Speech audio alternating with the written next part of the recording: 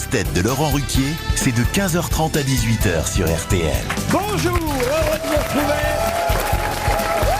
Quelle ambiance. Avec pour vous aujourd'hui une grosse tête dont le prénom est adapté à la jungle de l'émission, Liane Folly. Une grosse tête qui sait faire son cinéma même à la radio, Isabelle Mergo.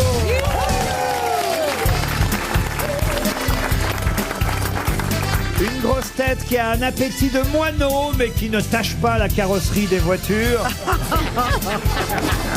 On n'en sait rien. Ariel Dombal.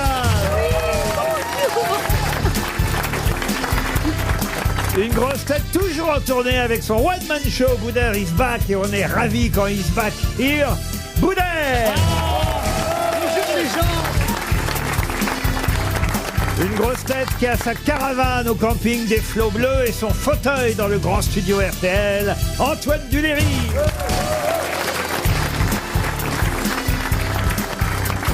Et une grosse tête qui, pour s'envoyer en l'air, est passée d'Air France à Grinder. Jean-Philippe Janssen. Ah, vous avez toujours aimé les compagnies aériennes, hein? Oui, non, mais c'est pas vrai. En plus, le Green Day, ils m'ont suspendu mon compte. Comment ça? Bah, je ne sais pas pourquoi. Un jour que j'ai voulu mettre dessus pour commander dans le catalogue. L'application de rencontre entre garçons. L'application de rencontre Ils vous ont entre garçons. suspendu? J'ai enfreint des règles. Qu'est-ce que vous avez enfreint comme règle? Bah, je ne sais pas, j'aimerais bien qu'on me le dise. Peut-être vous avez rencontré une fille. Non, Ah oui. mais Grindr, c'est par pour les arrondissement, non? C'est par par géolocalisation, effectivement. Géoloca- Tu arrives à voir s'il y a quelqu'un à 3 mètres de toi, oui. Bah, il y a Waze pour ça. Hein. C'est pas... Oui, mais ça fait trop d'embouteillage, ouais. Bah alors dites donc, c'est curieux. Ça peut-être qu'ils savent que maintenant vous êtes avec. Et vous êtes toujours avec cet acteur que vous aviez rencontré. Oh là là. Comment ça, Oui. je suis pas avec Boudard? Qu'est-ce que c'est que cette connerie là? Eh, mais Non tu mais sais, qu'est-ce que c'est que ça? non mais il y a, Non, mais il y a- avec Boudère, on a une relation libre, voilà. mais Donc, tu sais qu'il y a un truc aussi pour les personnalités là, c'est lequel? bah, je sais pas. Alors, c'est pour déjà. Non, C'est, pas. Showbiz, non, pas. Bah, il est avec une personnalité. Ah, c'est ça, il est avec un acteur, mais il veut pas nous dire qui. Ah non, je peux pas vous c'est dire. l'invité Ah, non, mystère. ça va me porter la facile. scoumoune. Ah, Georges Clooney. Et il est brun Georges ou Clooney. blanc? Il est chauve. Il est chaud. Non, ah bah non. Non, j'aime pas les. Alors, pas- on pas veut pour, savoir, est-ce avec- qu'il est Johan marié? Rioux. Est-ce qu'il est marié? Non, il n'est pas marié. On a commencé l'invité mystère là, c'est Bah, Isabelle Mergo, moi c'est comme Mimi Mati et c'est vrai, je l'ai connue toute petite. C'est vrai. C'est vrai. T'avais 20 ans. Ah ben on se souvient que vous avez eu. Je me souviens très très bien. Moi je sais qui a couché avec qui. Il y a une aventure avec Non, Mimi alors nous avons pas couché. Enfin, je sais Ah, pas si, comment de on ce n'a pas côté. couché ensemble. Non, on a une histoire. Enfin, moi je considère que j'ai une très belle histoire avec. Mais c'est quoi Vous une avez avec couché quand même. Bien sûr qu'on a couché. alors. Moi j'étais très amoureux d'Isabelle. C'est elle qui m'a quitté. J'ai été très triste. C'est vrai, Isabelle, vous l'avez quitté? Ouais, pour Boudère. Mais laissez-moi, moi je suis un mineur, j'ai pas le droit d'entendre ça.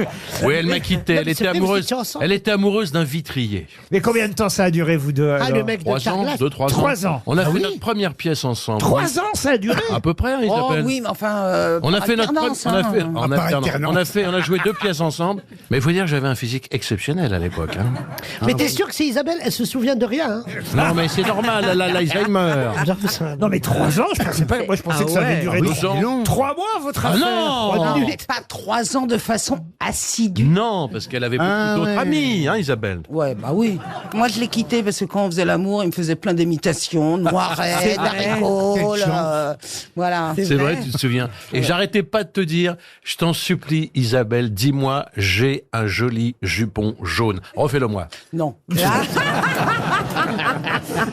On couche plus ensemble. Oh ben, tu n'en sais rien. Pour ça, il y a du Tu n'en sais Viagra, rien. monsieur maintenant. Qu'est-ce qu'il y a, monsieur Boudère? Non, mais c'est les nouvelles restrictions de l'émission, ça. C'est-à-dire, vous n'aimez pas ça, monsieur Boudère? Non, moi, de quoi? Non, venez, je vais vous raconter une blague, c'est mieux. Allez-y. Ah, une petite blague, monsieur. Boudère. Allez, monsieur Boudère. Ah, vous une voulez que blague. je vous raconte une blague? Ah oui. Alors, ça se passe dans un village. Voilà, il y a les villageois qui sont en pleine manifestation, ils en ont marre. Et là, ça se passe pendant les élections. Là, il y a le nouveau maire qui veut devenir truc, qui arrive et qui dit, bon, quelles sont vos revendications? Il dit, on en a 2. La première, c'est pas normal qu'il n'y ait pas d'hôpital, qu'il n'y ait pas de clinique ici. On est très énervé. Alors il entend ça, il dit mais c'est pas possible. Il prend son téléphone. Allô, oui, je voudrais avoir 3 cliniques pour ce village et un grand hôpital. Et là il raccroche. Il dit c'est quoi la deuxième revendication? Il dit bah il y a pas de réseau ici. Elle est bien. Allez, une première citation pour Johanna Hiller, qui habite Bourg en Gironde, qui a dit « Autant en emporte le vent quand tu résumes ce film. C'est l'histoire d'une petite dans un pays de racistes qui hésite entre un mou et un dur. Un peu comme ma sœur qui sait jamais si elle va voter Hollande ou Sarkozy. » mais ça, c'est récent. Ce alors. n'est pas Coluche parce que c'est trop tôt. Non, non, c'est- Bah oui. C'est bien, Ariel, c'est bien. Il est mort. C'est-à-dire que c'est, en gros, pour situer, c'est après le film Autant en emporte le vent, et c'est effectivement au moment de Sarkozy et Hollande. Ah oui. C'est Un humoriste. C'est un humoriste qui vit encore. Ah, il vit encore. Ah, vit encore. Tim Sit. Pas Tim Sit, non. Bernard Mabille. Pas Bernard Mabille. Il vient ici. Ça lui est arrivé une fois ou deux de venir Ah bon ici. Michel Leb. Michel Leb, non. Nicolas Bedos. Michel Bouchenard. Non. Mathieu Madénian. Quelqu'un qui soit... À mon avis, oui. d'ailleurs, Isabelle a dû faire crac-crac avec lui Ah, aussi. c'est pas vrai. Ah, Lui alors aussi. c'est Popek. C'est vrai qu'elle m'a trompé avec Popek. C'est pour ça que t'avais un peu l'accent Non, bizarre. mais un copain à vous, Isabelle, il a fait avec nous, on a tout essayé pendant des années. Ah oui, allez. Catherine Barma. Elle refait, elle refait tout son annuaire. Christophe Regardez. Alévèque. Christophe Alévèque. Bonne réponse d'Isabelle Mergo. Non. Quoi, non? Il s'est rien passé avec. Oh, chérie. il est beau. Ça aurait pu. Oui. Coucher avec tout le monde, ça rapporte. quand même, hein. Une question pour Myriam Barouk, t'aime, qui habite Creil, dans l'Oise, qui a dit « Il y a des femmes qui se tuent par amour, mais ce sont toujours les mêmes. Oh. Oui. Deuxième bonne réponse d'Isabelle. On n'a même pas le temps de Mais répondre. je comprends pas cette citation. Ben, elle est amusante Ah du oui, fait elle est qu'il trop. y a des femmes qui se tuent par amour, mais ce sont toujours les mêmes. Évidemment, il y a une astuce, ça peut pas être toujours les mêmes puisqu'elles se tuent par amour. Voilà. Vous comprenez? Et une astuce. Bon, écoutez, je vous Oh là expliquerai. là. Oui. Pour Gauthier Poire, qui habite Albi dans le Tarn, qui a dit « Toute la vie est une affaire de choix. Ça commence par la tétine ou le téton et ça s'achève par le chêne ou le sapin. » Joli, c'est ça. un- C'est joli. Jean-Yann, un truc Non, comme mais ça Pierre Dac. sent le 19e siècle. Non, c'est du 20e. C'est un dramaturge. C'est un humoriste. Un humoriste mort en 1988. Et le c'est téton, pas- la tétine. Pierre Dac. Pierre Desproges. Pierre Desproges, Ah. bonne réponse de Jean-Philippe Janssen. Une question pour Florence Moinet, qui habite Rion, dans le Puy-de-Dôme. Dans quel cas peut-on voir Athos 1, Athos 2, Athos 3 et Athos 4? Dans Rambo. Athos. Non.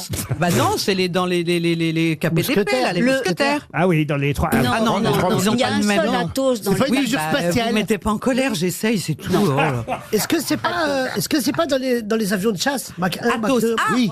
C'est-à-dire, expliquez. Bah, je sais pas, moi j'ai pris le métro, je connais rien. Non, mais Non, c'est les tirs, c'est c'est des les mesures- fusées, c'est des les mesures de tirs. vitesse dans l'espace ou pour les avions. Non, Des c'est fusées. pas des mesures du Non, de- c'est la fameuse patrouille. Bonne réponse de Oui. Mademoiselle Dombal. Oui, oui. Ah, oui. Aidé par Boudère quand même. Ah, oui. Ah non, Si. pas du tout. La mais si, c'est patrouille, moi c'est qui- la patrouille. Mais non, mais c'est moi qui dis Athos les animaux. 1, Athos 2, Athos 3. C'est la patrouille. Bleu, de blanc, France. rouge. C'est la patrouille de France. Ah oui, Chaque c'est avion a un nom de code. Athos 1, évidemment, c'est le leader. Après, vous avez Athos 2. Bah, de toute façon, après, c'est dans l'ordre. Hein. Ils suivent tous. Les avions qui sont à l'extérieur, c'est Athos 7 et Athos 8. Et puis, vous avez Athos 9.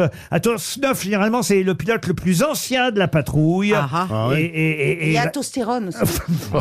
mais c'est pas ceux qui mettent la couleur bleu, blanc, rouge. Oui, dans le Si, ciel. la Si, c'est patrouille. La Oui, patrouille de France, ils Voilà. font des Ouais, des figures dans le Mais il y a ciel. leur nom Oui, aussi mais sur alors, l'avion. C'est eux qui mettent la couleur bleu, blanc, rouge. Oui, c'est c'est eux, c'est eux. C'est la D'accord. patrouille. La patrouille de France. Oui, cherche Et, la pâture et le matin. vraiment, ça donne des frissons. Ah oui.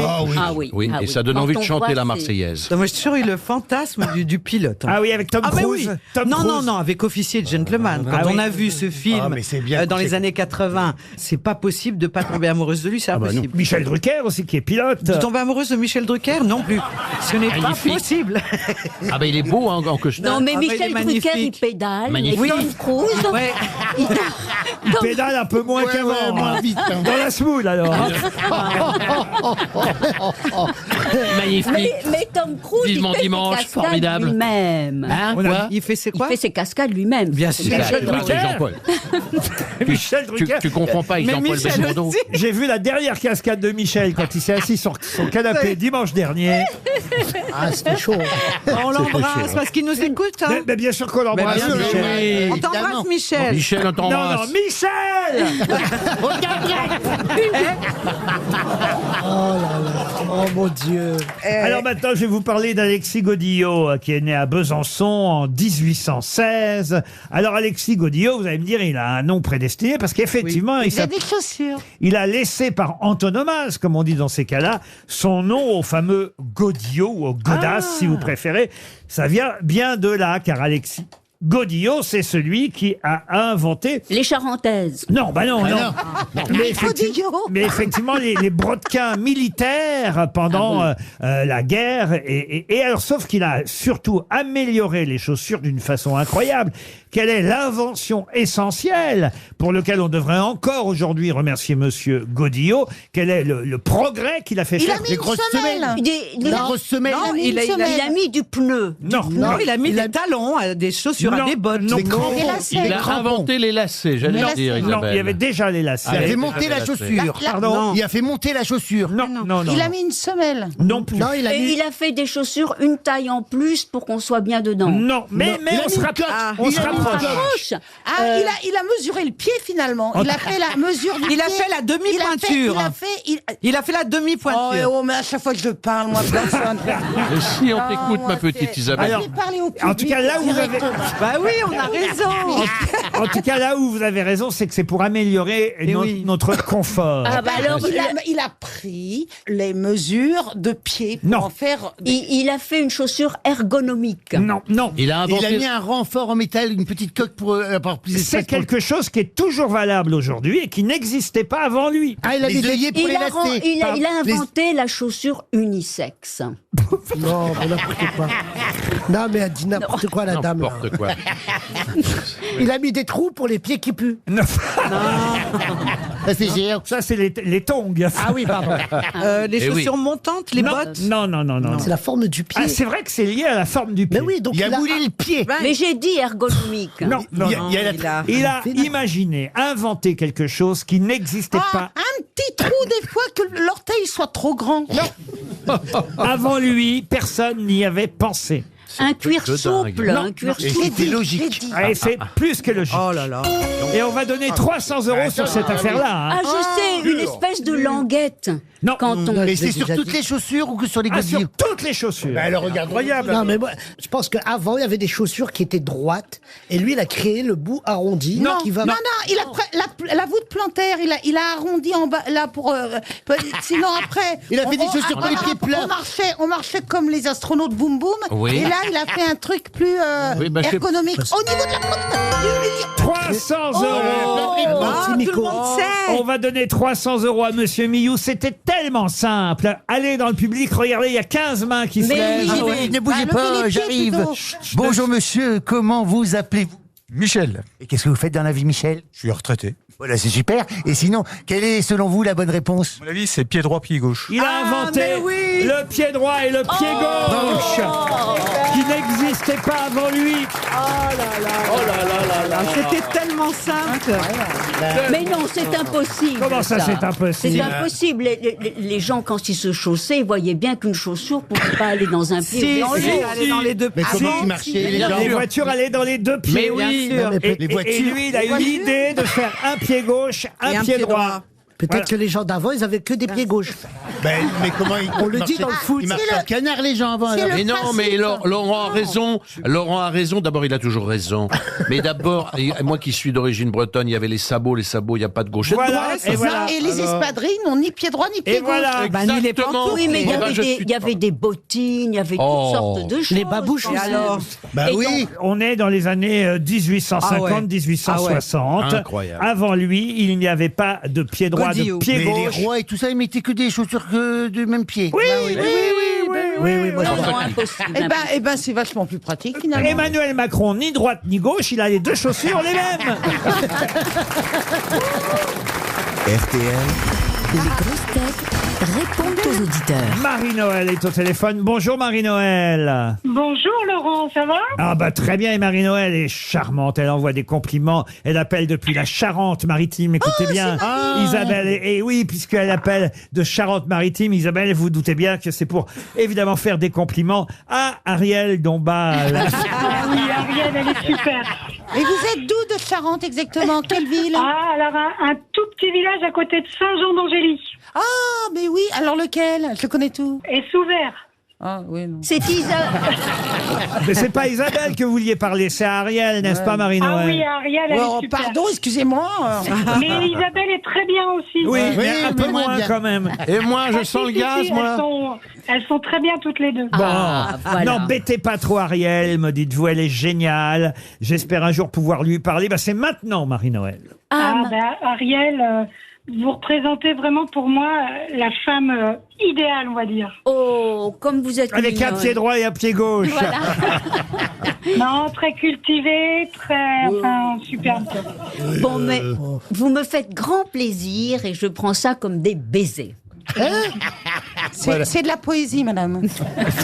Ça me touche beaucoup aussi. Merci Marie-Noël. J'ai décidé Et de tout Jean-Philippe prendre pour moi. aussi, continue comme ça aussi, c'est super. D'accord. Moi, J'ai vu que tu faisais un nouveau spectacle aussi. Oui, Marie-Noël, et je passe en Charente, je vais jouer à Angoulême, si tu veux venir. Ah, mais c'est je très viens bien. de place alors. Eh ben, je te mets 2 places. Il fait tout à Angoulême maintenant. Malik est au téléphone maintenant. Bonjour Malik. Bonjour à tous, bonjour amis grosses têtes. Ah, Bonjour, Malik. Malik est un jeune papa belge qui aime voyager. Et vous dites, j'ai eu la chance d'explorer plus de 80 pays jusqu'à ce jour. Oh là là. Incroyable. Voilà, et ma femme ne sait pas encore, avant mes 40 ans, je souhaite arriver à 100. Oh là là. Ah là là. Oh là là. Ah oui, ça, il faut encore faire 21 pays si je calcule bien. Wow. Tout à fait, tout à fait. Et avant je vous- voulais vous dire aussi que j'ai un point commun avec Boudère. Ah, allez-y. Moi aussi, j'ai fait Alors on a 80 tous les pays. deux une double vie, et c'est pourquoi on a pris un surnom tous les deux. Ah bah, je Boudère. suis heureux d'apprendre que j'ai une double vie. C'est quoi comme double vie? Eh ben, d'un côté, moi, je suis l'homme sérieux qui travaille pour un fonds d'investissement. Ouais. Et de l'autre, je suis un adepte du bikepacking. Et qu'est-ce que j'ai à savez voir ce que là-dedans, moi? Eh ben, on se cache derrière un surnom pour passer incognito. Ah oui, d'accord, ok. C'est quoi? J'ai pas Pourquoi le compris. bikepacking? Non, mais laissez-le, il est dans un délire, là. C'est quoi Non, non, mais parce que- le bikepacking? Ça fait un peu peur le bikepacking, c'est quoi? Le bikepacking, ça vous donne un cancer. On part en voyage à vélo et on revient 3 mois plus tard. Faut s'inscrire où? Malik, on vous remercie pour ces précisions. Malik, vous habitez où en Belgique? J'habite à Villers-la-Ville, qui Je est vois- très je vois réputée très pour bien. son abbaye. Je vois Donc très bien. les 80 pays, vous les faites à vélo. Voilà. J'ai commencé en vélo depuis l'année passée, oui. Eh ben bravo Malik. Bravo, Malik. Là aussi. Continuez à nous Très écouter fort. sur votre Ouais, je vois pas. selle, Voilà. si j'ose dire. Bien. Claudette maintenant au téléphone. voir là-dedans. Bonjour Claudette. Bonjour toute l'équipe, c'est Alors, Claudette bonjour. à Suresnes, je suis pas loin de vous. Ah, très bien Claudette, vous êtes comme disait l'accordéoniste vers Suresnes. Alors, Et je suis venue il y a pas longtemps, il y avait Philippe Géluc, donc Ah ben- ça remonte pas trop longtemps. ah bah ça remonte à pas trop longtemps, non, ça remonte Oui. à quelques C'est- temps. Alors c'est juste un rectificatif pour la princesse. Ah, pour Ariel Dombal. Oui, là je vous parle, Laurent, je suis pas en présence de vous. Si, il y a Laurent. Non, je suis au téléphone avec Laurent, Oui. mais je ne suis pas en sa présence. Ah oui, c'est Ariel. Ariel qui à chaque fois qu'elle fait la valise RTL, effectivement, elle dit, est-ce que je suis en présence de Madame Ah, Machin? mais oui. Je peux rectifier s'il vous plaît. Eh ben oui, on va rectifier, bien bah oui. sûr. On Elle va- fera pas la valise, c'est moi qui la ferai là tout à l'heure. Non mais la valise, je la veux pas moi, non, non, non. Alors dites-moi, qu'est-ce qu'il faudrait dire pour être parfait? Est-ce que je suis bien avec. au téléphone avec monsieur ou madame un tel, une telle? Voilà, mais pas je suis en présence. De toute façon, maintenant, ce sont les invités du jour qui font la valise. Et c'est vachement bien. Claudette, alors le problème... Non, c'est pas mieux. Moi, Si, je c'est suis beaucoup tout triste. non, aussi, De le ne plus problème faire la est- valise. Le problème est réglé maintenant, oui. vous voyez. Bon, c'est réglé, je suis à l'écoute, faites attention. Ah oui, Bon. mais est-ce que je suis bien en présence de la vraie Claudette? Oui, la vraie de vraie, retraitée SNCF, gare de Lyon. Eh bien, on vous embrasse, Claudette. Et maintenant, on va passer à Sandra. Bonjour Sandra. Bonjour Laurent. Bonjour, les grosses Sandra. têtes. Bonjour, Sandra, elle a gagné l'année dernière. Et ça, j'aime bien quand on a le retour de nos auditeurs. D'abord, on aime bien quand il y a un retour de leur part. Ça veut dire qu'ils ne sont pas restés sur place. Mais, mais oui, parce qu'elle a gagné un week-end au château de Mercouès à Cahors. Et là, vous allez pouvoir nous dire si c'était bien ou pas, alors. C'était super. On y est allé avec ma famille ce week-end. C'était extraordinaire. Le cadre est magnifique. Superbe château qui surplombe la vallée du Lot. C'était vraiment top et je voulais vraiment vous remercier pour ce cadeau. Et vous l'aviez gagné comment vous l'aviez gagné? Alors, je l'avais gagné contre Roselyne Bachelot. Là où, vous savez, vous demandez des noms de personnalités et il fallait reconnaître leur fonction, etc. Ah, le mec qui fait quoi? Exactement. Aïe, aïe, aïe. Et alors, on paye rien? Racontez, vous avez payé le transport, c'est ça? Alors, j'ai payé le transport et comme c'était seulement pour 2 personnes et que j'ai emmené mes enfants, j'ai quand même payé pour mes enfants. Ça m'a coûté un peu cher quand même. Ah oui, c'est cadeau. Mais vous nous l'auriez dit. Oui, on aurait rallongé. Un repas aurait mis au bout. Mais en revanche, j'entends qu'il y a Jean-Philippe, je veux bien 2 places pour son prochain spectacle. Non. Mais d'où est-ce que c'est que vous êtes? Paris, à Paris. Ah, la capitale. Où est-ce que vous allez jouer à Paris? À partir du mois de janvier au Grand Point Virgule. Ah bah voilà. 2 places pour le Grand Point Virgule et on se retrouve après les infos de 16h.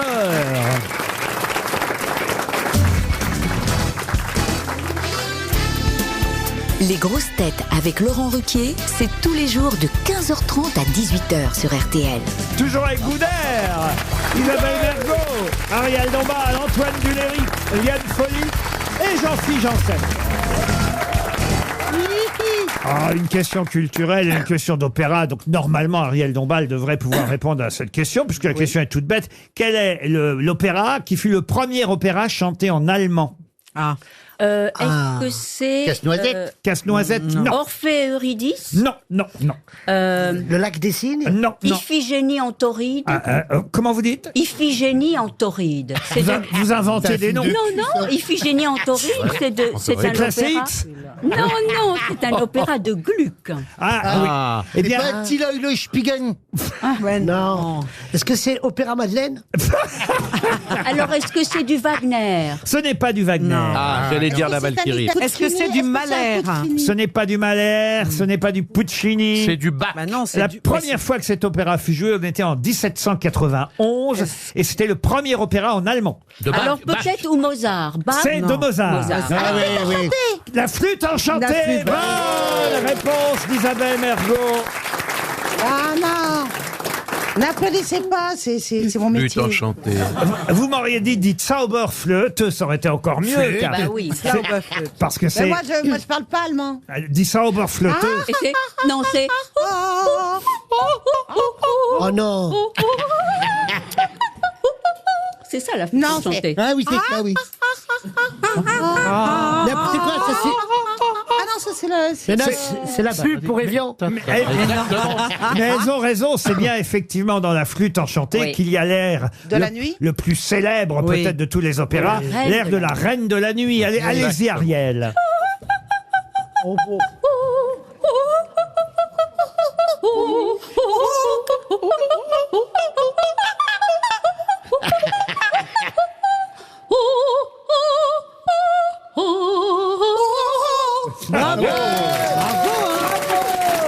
Est-ce que... Eliane, est-ce qu'on peut avoir l'air de la Reine de la Nuit, mais je sais pas moi, par Sylvie Vartan, par exemple? Je suis à Los Angeles, bande de blaireaux.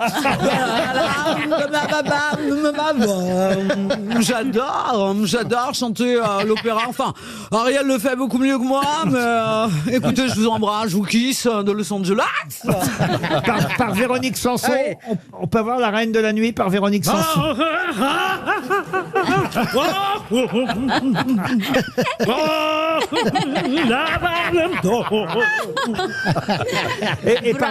Et par Barbara, on peut avoir par Barbara.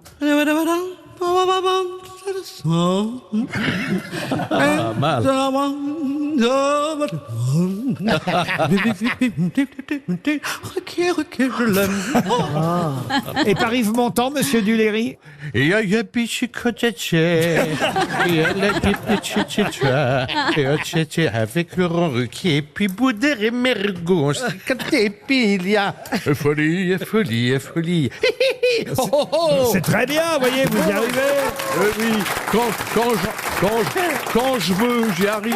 Quelle est la Me disait ma particularité femme. Oui. du lit de Procuste? C'est une question mythologique, mythologie grecque, bien sûr, car le lit de Procuste est un lit très particulier. Il était immense. Oui. Il n'y a pas Pour de matelas. pouvoir faire des partouzes à n'en Oh non, mais non, mais non. Non, mais Regarde mon fils qui c'est écoute. en Et effet non, c'est un pas lit DSK. qui était très très long. pour pouvoir recevoir toutes ces maîtresses et toutes ces... Pas du Et tout. non, il a fallu C'était- couper les jambes à un moment donné. Couper les jambes, attendez, est-ce que c'est Thésée ou Ah, est-ce écoute, que taisez-vous, c'est... enfin, c'est parmi... Non, mais elle a dit que c'était Non, pas c'est ça, pas ça parmi sert à les rien. 7 travaux d'Hercule. Non. Il y en a mais 12 d'abord des travaux, mais Ah bon. Bon, en tout Ah, si seulement Anne Hidalgo avait pu connaître Hercule. Ah oui, Oui, il, oui. était, Non. il était trop petit alors. Il fallait. Et Je ne c'est vrai sais qu'il y a pas des si- jambes coupées, c'est ça? C'est une excellente Ah ouais. réponse commune d'Isabelle Mergo et d'Ariel Dombal. Et les jambes coupées de qui? Alors en fait, il y avait deux lits. Procuste avait deux lits. Un lit très grand et un lit très petit. Et il avait ces deux lits qu'il possédait. Et tous ceux qui passaient par chez lui, il leur proposait d'être ses hôtes. Mais ensuite, ceux qui étaient petits de taille, il les allongeait dans le grand lit et il leur déboîtait toutes les articulations jusqu'à les faire devenir aussi grands que le lit. Ça existe encore, ça? Et, non. Et en revanche, ceux qui étaient très grands, il les faisait coucher dans le Oui. petit lit et il sciait les membres qui Oui, oui, dépassaient. Eh ben, Il avait horreur. un C'est problème, non? Ah bah il sait recevoir. Ah lui. bah, il a... Vous avez un grand lit ou un petit lit, monsieur Oh, j'ai Janssen? un grand lit, en plus c'est un lit podium, donc c'est un lit surélevé parce qu'en dessous il y a des placards, donc il est haut mon Comment lit. ça, c'est un lit Ça se podium? met. Bah, Ça veut dire qu'en fait, il y a la médaille d'or qui est en haut, la médaille d'argent et la médaille de bronze sur les Non, côtés. c'est un lit podium parce qu'en haut c'est en dessous c'est Ah des oui. placards, donc c'est assez haut, c'est un gros matelas. Mais il y a Et quoi puis- dans moi, les moi, placards moi, Et Laurent, puis sur mon lit c'est écrit Buckingham Palace. Bah, c'est un Ah bon? toboggan. Mais pourquoi c'est écrit Buckingham Palace? Bah parce que je suis une princesse. C'est un lit de princesse. Et vous vouliez dire, monsieur moi je Duléry? couche avec un cheval. C'est-à-dire? J'ai un lipodrome. Voilà. Quelle grâce. Oh là là là là là là. Une question pour Jamel Zinou maintenant. Monsieur Zinou habite Roche-la-Molière, c'est dans la Loire. Comment appelle-t-on la partie de la Terre gelée en permanence, au moins pendant 2 ans et de ce fait... Permafrost. Comment vous dites? Le permafrost ou thermafrost. Permafrost. Le permafrost. Excellente réponse de Jean-Philippe Janssen. Bravo. Ouais. Alors là... Mais comment vous savez ça? Parce que j'aime bien la terre gelée. C'est Non, pas parce vrai, que j'ai vu vous avez que tout le réponse. monde s'inquiète parce que le permafrost qui maintient la température. Pas le spermafrost, hein. Bah, ça aussi. Et ben il est en train de dégeler. Et du coup, c'est compliqué pour le réchauffement. Effectivement, c'est le permafrost ou le Bravo. pergélisol, sol.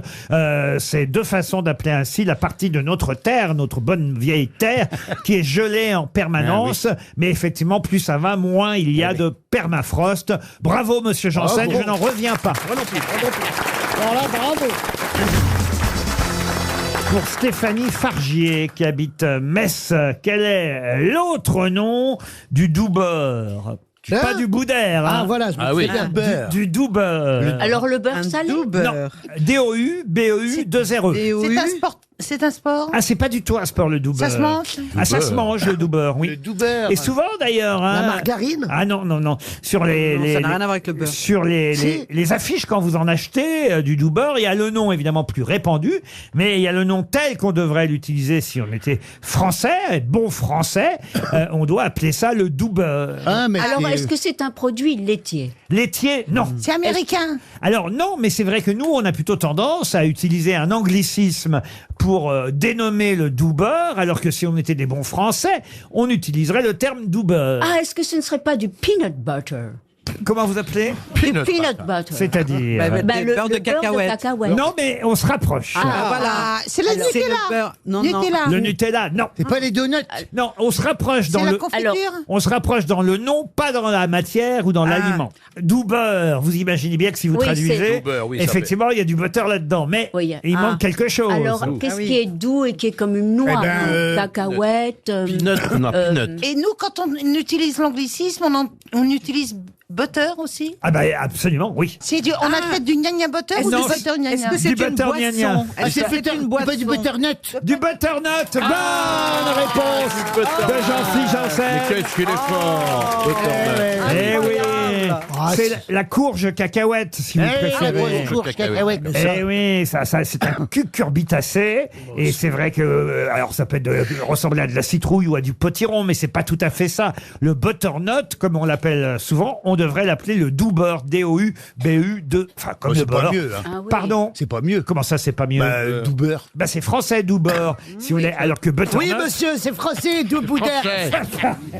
Le doux beurre, c'est évidemment l'autre nom du butternut. Vous en achetez, Ariel, de temps en temps du butternut? Non, mais je ne vois pas qui prend ce truc à la courge. Hein. Il y a pas vraiment. À la pas que ce courge. soit tellement. Non, mais c'est pas une tellement- confiture qu'on tartine, c'est la courge en elle-même. Ah non, c'est pas la courge en elle-même. Ah oui, c'est la courge en elle-même. Le butternut. Elle est un peu courge elle-même. Ah oui, d'accord. Ok, une espèce d'aubergine. quoi. Oui, voilà. Bon, d'accord. Plutôt de courge. Une question littéraire pour remonter le niveau et pour Madame Zilberstein qui habite Villeneuve-sur-Yonne. Je vais vous demander le nom de ce célèbre montagnard à qui on doit évidemment un best-seller, un roman, son premier roman publié en 1941 qui s'appelait Premier de Cordée. Frison Roche. Le prénom Roger Frison Roche. Roger Frison Roche. Bonne réponse de Monsieur Duléry. C'est ce qu'on apprend à l'école. C'est Et incroyable. c'est avant Arum Taziev? Mais ça n'a rien à Arun Taziev, c'est un jeu de C'était les volcans. Restez sur la courge, Ariel. Non, mais comment il s'appelle? Roger Frison Roche. Oui, Et Roger Frison Et il a Roche. grimpé quoi? Un guide de haute montagne. C'était le père d'Heidi. Pardon. C'était le père d'Heidi. Mais pas du tout. Non, c'était un tyrolien. Et Il a grimpé les Alpes, mais est-ce que c'est avant ou après Arum Taziev? Mais ça n'a rien à voir, Ariel. Arun Taziev, c'est les volcans. Avec Arun Taziev. Arun Taziev, c'est les volcanologue. Il grimpait rien, il descendait. Mais il fallait bien grimper avant de descendre. Non, mais Arun Taziev, c'est un joueur de CSKA Moscou. Ça n'a rien à voir. Roger Frison. Oh mon Dieu. Ah, la culture. Roger Le père Frison Roche. d'Heidi. La culture, c'est comme le butternut. Moins t'en as, plus tu l'étales.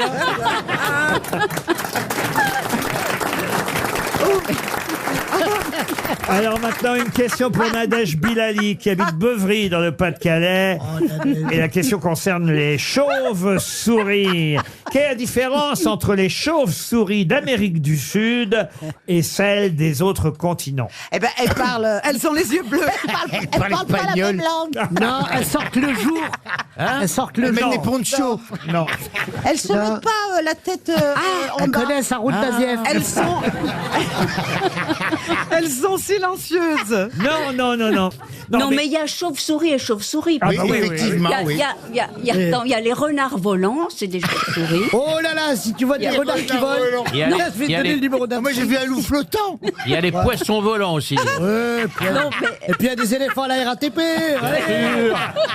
non, mais Et puis il y a des fonctionnaires qui le travaillent. renard, le renard volant. Arrête, Ariel. Non, mais Arrête. J'ai trop d'amitié pour Oh, je toi. préfère quand tu chantes. je te jure que le renard volant fait partie Eh oui, bien des sûr. chauves-souris. Ah oui, comme Arun Taziev. Est-ce qu'on pourrait avoir la question, s'il vous plaît, Laurent, du début? Eh ben, en On s'en Amérique souvient du plus. Sud, les chauves-souris font un truc qu'elles font pas ailleurs. Dans leur Elles comportement. dansent. C'est d'ailleurs pas une bonne nouvelle pour nous. Ah, elles sifflent. Non, Ah non. non, Elles elles font mentent, caca. elles mentent Elles, les Non, humains. non, non, elles s'attaquent aux humains. Elles s'attaquent aux humains. Mais elles font quoi? Elles boivent c'est du les sang. vampires. Elles boivent du sang. Elles sucent le sang. je- Bonne réponse. Ah oui. comme les... mais attends. En France, les chauves-souris sont insectivores. Aucun risque qu'elles vous... Oh, quel dommage. Ah oui, mais attends, elles ont des sacrés dents. Hein. Aucun risque qu'elles vous sucent le sang en France. Ouais. Mais si vous allez en Amérique du Sud, méfiez-vous. Il y a au moins 3 espèces qu'on ne trouve que là-bas qui, elles, effectivement, vont sucer votre sang. Le sang Le du... renard volant aussi. Hein. Exactement. C'est une réponse Et voilà. commune quand même, non? Non, mais au Texas, elle suce le bétail. Hein. Ah oui. Quoi, les renards volants? Oui, mais tu sais que le bétail vole là-bas. Attention, hein. Bon, en tout cas, voilà, on sait maintenant la différence entre les chauves-souris de chez nous et celles d'Amérique du Sud. Une question pour Christelle Coutan qui habite la Ciotat dans les Bouches-du-Rhône. Quelle expression latine célèbre signifie qu'on est au crépuscule le plus sombre? Entre chien et loup. Entre chien et loup. Bonne réponse de Liane Folly. C'est pas du tout latin.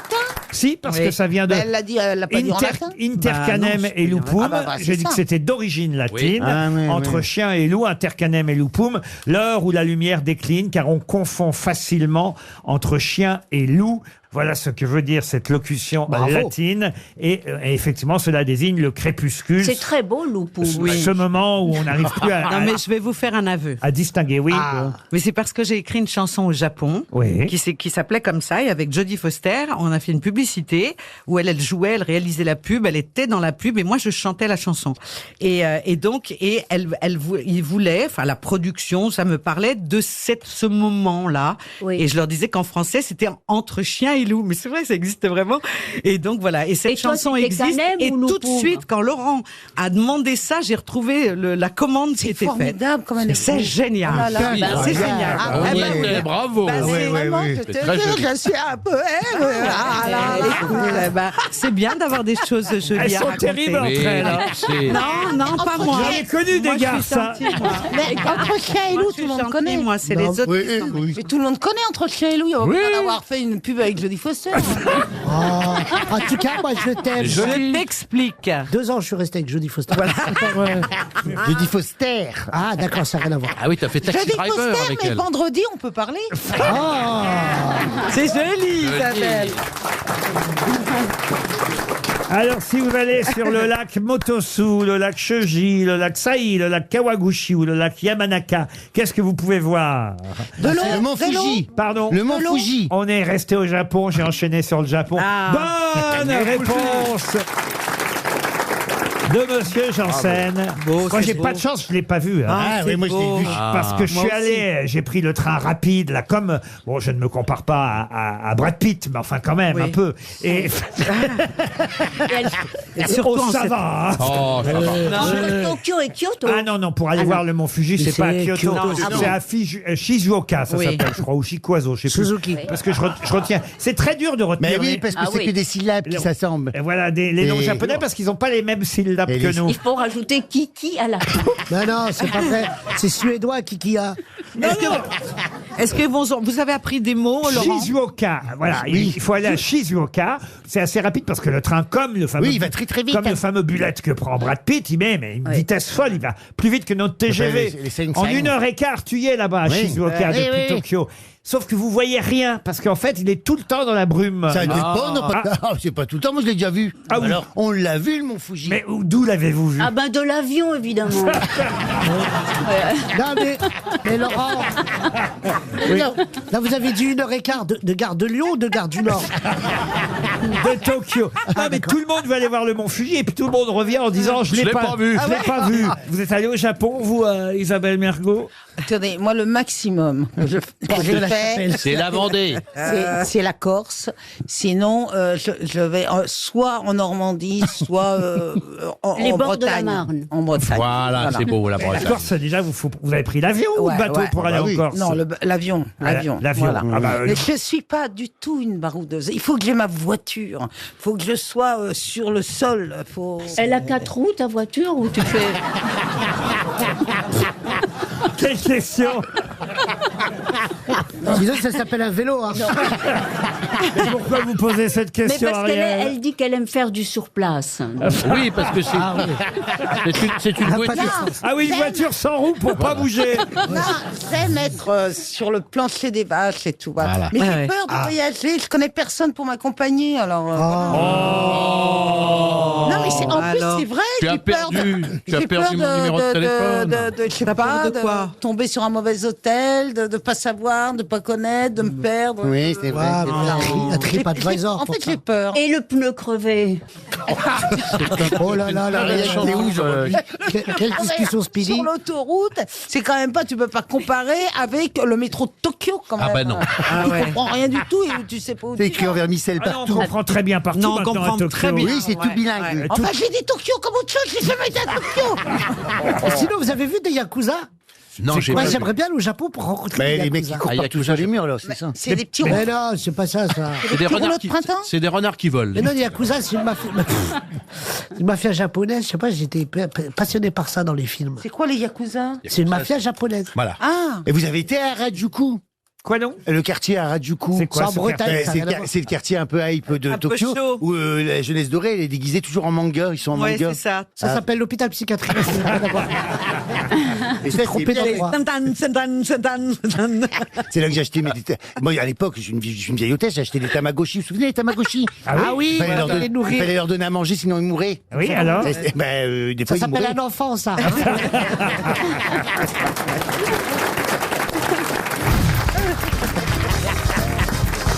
Une question pour Madame Emmanuelle Denier, qui habite Choret, dans les Deux-Sèvres. À qui doit-on Popol et Virginie au pays de Lapinos? Oula. Oh, bah, je vous laisse répondre. hein. Jackie et Michel.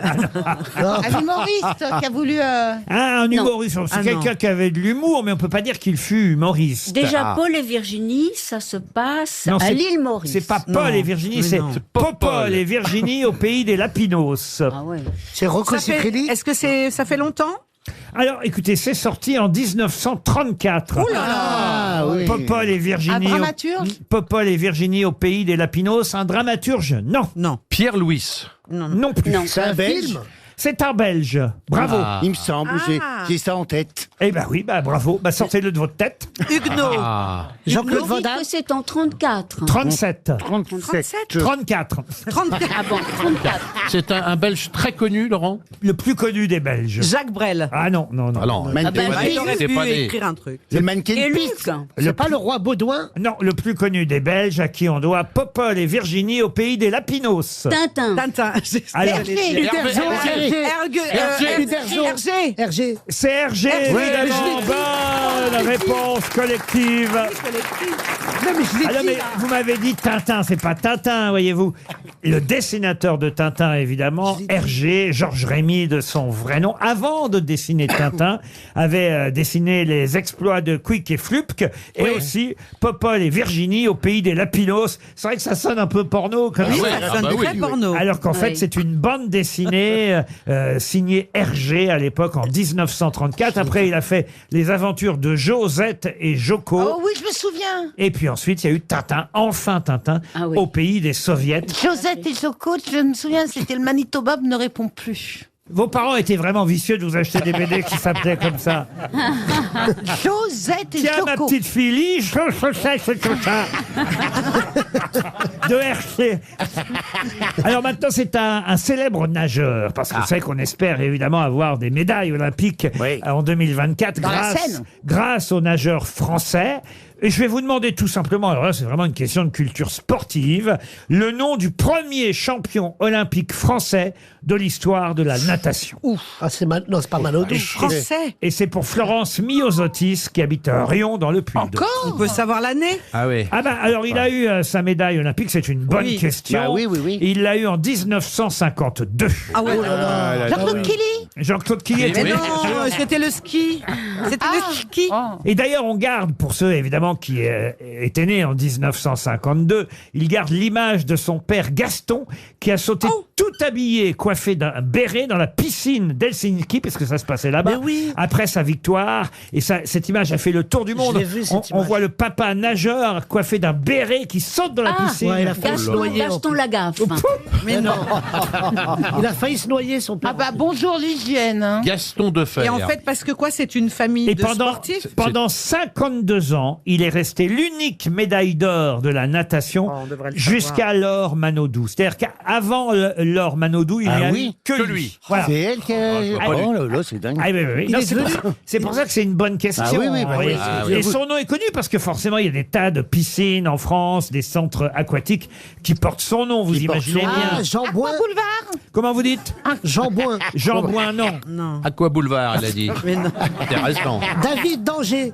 Aqua Boulevard, non. Ah bah, les piscines municipales. Non, oui, c'est pas mal. Son nom a été donné à 6 piscines en France. vous voyez. À Toulouse, à Bordeaux. Alors la piscine de Ligny. Non, à la Ciotat, à Draguignan, à Damary-Lélis et aussi la piscine du 12e arrondissement de Paris. Ah, je la connais. La piscine de la Starac. Non, non, attends. 12e. La piscine des Halles. Non, non. 12e. Ah non, c'est le premier champion olympique français. oui, Vous voyez, oui. on est peu de choses. Hein. Ah bah oui. Parmentier. Non, Léo Lagrange. médaille d'or en 50 mètres, lui. Mais non, c'était, Léo hein. Lagrange, c'est un stade de foot. Hammam et Fraîcheur. Et il est resté. Dans le 12e, il y a Hammam et Fraîcheur. C'est pas ça? Il est né en 33, il est mort en 2010. Donc, oui, il a eu une belle vie quand même. Il a gagné en Il seconde. était crawl ou papillon ou bras. Bah, tout. Nage libre, nage libre. Ah, nage. Nage libre, c'est quoi? C'est quand tu gagnes, ton père, il saute dans la piscine. C'est quoi? C'est quoi nage libre? Nage libre, Tu fais ce que tu veux. tu fais ce que tu veux. Ouais, ouais, Tu ouais. fais ce que tu veux. Voilà. Tes bras avec des pieds. C'est pas vrai. Non, nage libre, c'est du Avec des crawl. palmes. C'est le crawl, le nage libre. C'est le crawl. Ah oui, c'est nage libre, c'est le crawl. Ouais, Ah, c'est le crawl, Alors d'accord. pourquoi on appelle ça nage libre? Bah parce que Pourquoi dans on les appelle autres, pas ça le bah si, crawl? bah attends que je t'explique. Parce que dans les autres nages, t'as des façons de faire qui sont obligatoires, comme le papillon, comme la brasse. Nage libre, c'est la nage qu'on nage le mieux. C'est celle-là, le crawl. Bah, alors pourquoi on dit pas le crawl? Point Non, barre. ça peut être la nage indienne alors. Allez, bon, allez, avec des renards qui volent. Allons-y, allons-y. Ça continue. Le grand nageur Haroun Tazieff lui a dit. Ça ne dit pas qui c'est. Ça nous dit pas le nom de ce grand. Et je sens qu'on va non. donner. C'est un Maurice. C'est sûr. On va donner non C'est seulement. Maurice. Non. Non, Reuilly Diderot. Je sens qu'on va donner non seulement 300 € à Madame Miosotis, mais sûrement 100 € dans le public. Il reste 30 secondes. Gérard. Quoi, Gérard? C'est pas un Gérard. C'est pas un Gérard. Ah, Oh. le Ritz, la piscine du Ritz. Mais non, mais enfin, écoutez. C'est des noms d'hôtels, ça. Je voudrais le nom d'un grand nageur français, Non, je l'ai pas, le moi. seul à avoir Oh eu là là, c'est une médaille vous l'avez. olympique, une médaille d'or, hein, attention, avant Laure Manodou. Georges Glouglou.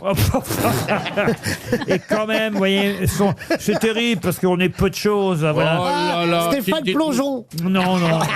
Vous nagez bien, vous, monsieur Boudère? Quand j'ai pied. 300 € et sûrement 100 € dans la salle.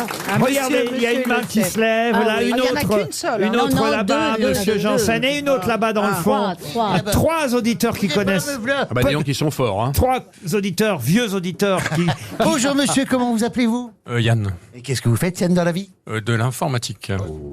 C'est beau ça. Et quelle est selon vous la bonne réponse Yann de l'informatique? C'est Jean Boiteux. Jean Boiteux. 100 € pour vous, monsieur. Bravo. RTL, le livre du jour. Ah, le livre du jour est signé Olivier Calon, qu'on va avoir au téléphone dans un instant. Ça va vous plaire, ce livre, monsieur Duléry, vous qui êtes acteur jusqu'au fond de vos, comment je pourrais dire, vous voyez, Bah, moi, Non, je vais vous dire. Fond de la salle. jusqu'au fond de ton slip.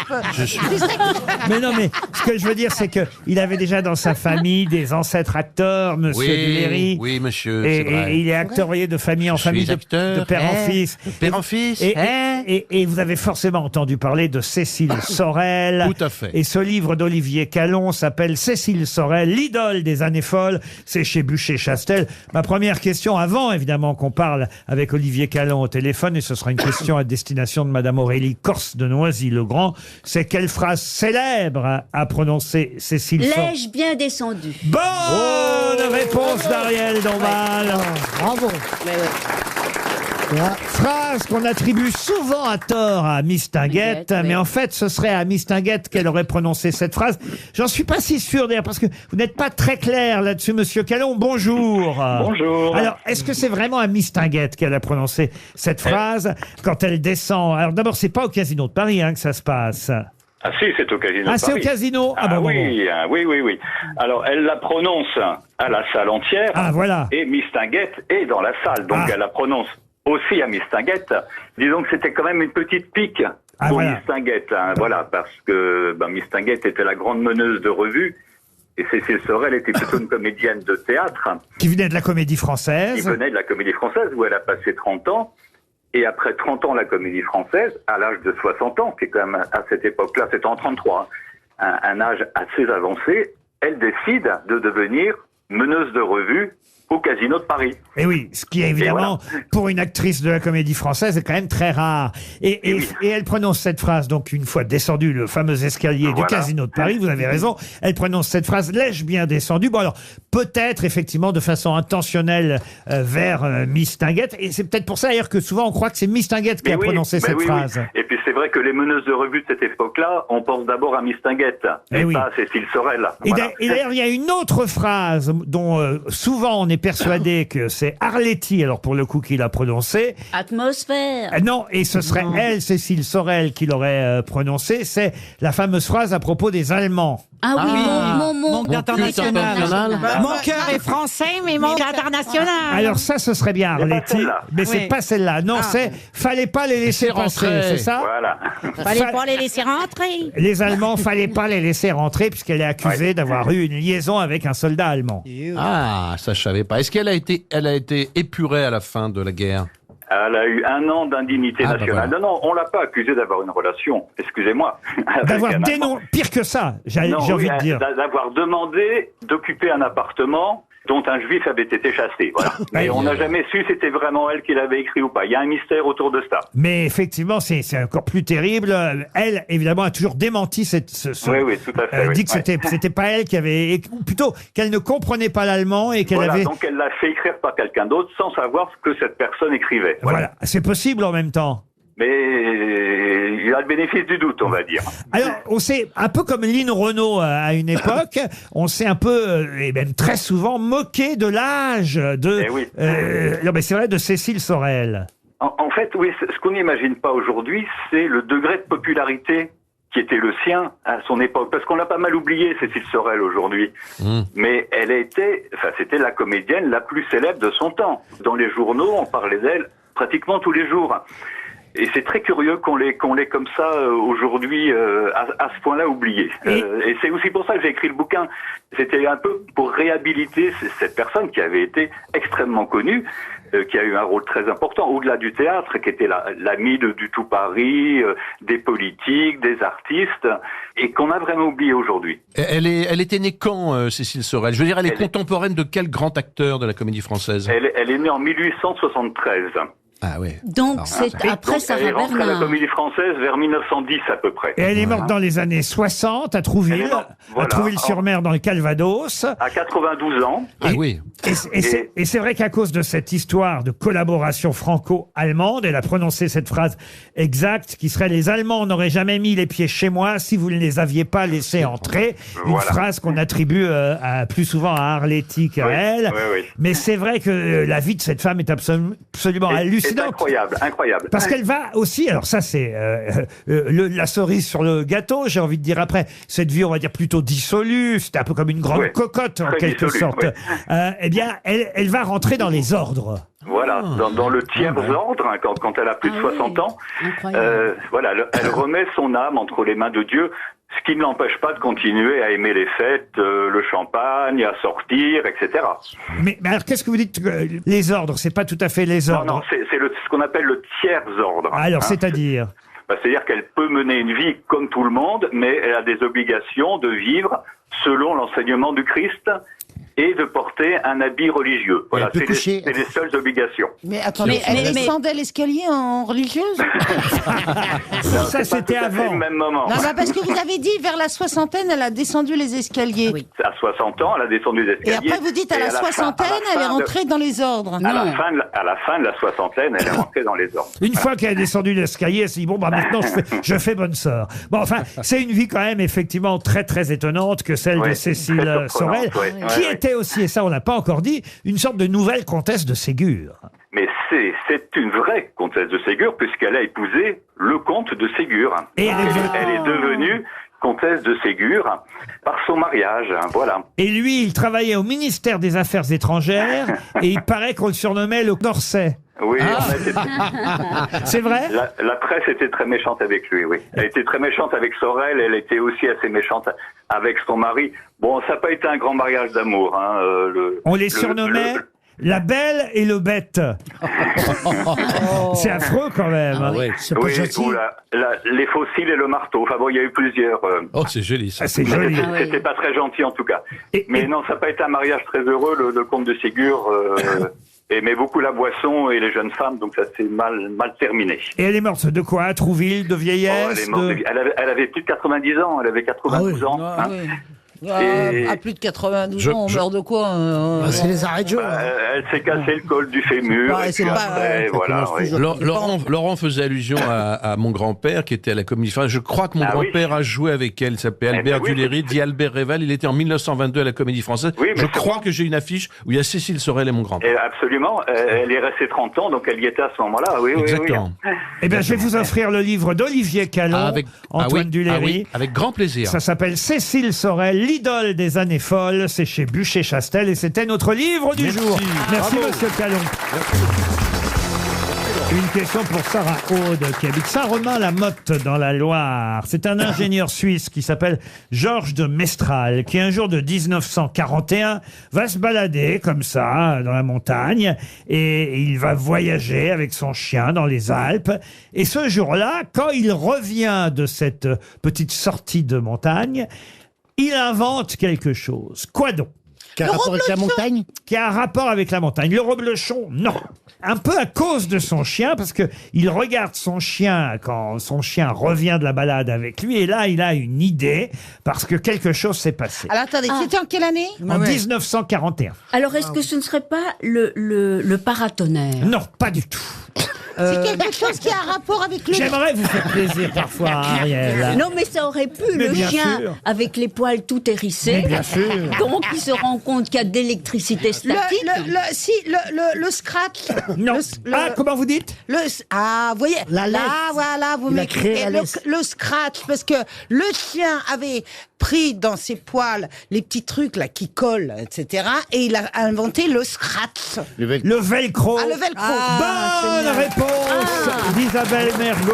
Bravo. En effet, de retour d'une promenade en forêt, c'est un Formidable réponse, Isabelle Mergo. Mais oui, c'est vrai. Mais oui, parce que le chien, Formidable. je vois pas le rapport avec le velcro. Hein. Le chien, des boules de poils coagulées. Tu as jamais vu dans la forêt? T'es déjà allé dans une vraie forêt? Alors, Pas là où il y a des renards qui volent. il y a des petits trucs, Des petits trucs qui piquent. qui s'accrochent à toi. C'est une plante qui ressemble au chardon. Ah oui. Voilà, qui Oui. s'appelle la bardane, si vous préférez. Ah, la bardane. Et les bardanes sont des plantes à fleurs qui effectivement peuvent se prendre ainsi et se rattacher au poil du chien, par exemple. Ça a été le cas du chien. Ou aux cheveux. Même à nous, oui. Oui, ou même Et à vous. donc, il l'a enlevé et il s'est dit, mais ça fait scratch. Ah oui, c'est ça. Mais mon Dieu, mais on pourrait le faire pour les vêtements. Il y aurait un côté qui scratch et l'autre qui scratch. Qui scratch aussi Oui, mais d'ailleurs. enfin, il faut avoir du poil. Hein. Ou de la chambre. Bah, le chien. Je oui, vous ça- explique exactement comment ça s'est passé. Il est là, il se balade, l'ingénieur suisse. Croisarone TASDF. Pop, pop, pop, pop, pop. Il est dans les Alpes. Pop, Oh là là. Et puis quand il revient de la balade, il s'aperçoit effectivement que des petites graines de bardane, Du chardon. voilà, comme du chardon, se sont accrochées au poil de son chien. Pas tout à fait. Il observe alors la forme de ces graines au microscope et il découvre que les graines de ce chardon, de la bardane, sont composées de petits crochets qui leur petites flèches qui leur permettent de des s'agripper crochets. s'agripper à un tissu, et non seulement de s'agripper, mais aussi de se détacher aussi facilement. Eh oui. Le Oui, va-et-vient. et donc, lui vient l'idée pour les vêtements. Mais c'est Oui. génial. Mais il y a d'abord le poil du chien qui fait des boucles. Mais il lui fallait le chien à chaque fois sur les vêtements. Oui. Mais c'est vrai que les morpions, vous savez ce que c'est qu'un morpion, Ariel? Non. Oui. Mais si vous allez Non, au enfin, tabac, je sais vaguement que Quoi c'est un vilain petit insecte qui se met dans des lieux interdits, voilà. Interdit. Oh, interdit, ça Interdit à dépend pour quoi qui. Mais pour eux, c'est une forêt. hein. Bon, Mais ça, mais- non, mais ça, Non. tu sais que ça s'éduque très bien. Mais Oui, ça se dit. Mais oui. Et c'est très bien. Et c'est très gentil. C'est pas méchant, non? Tu te Mais souviens, on alors, en tu avait les plein, dresses nous. pour quoi faire? Eh bien, je les dresse pour aller voir ailleurs. Il range.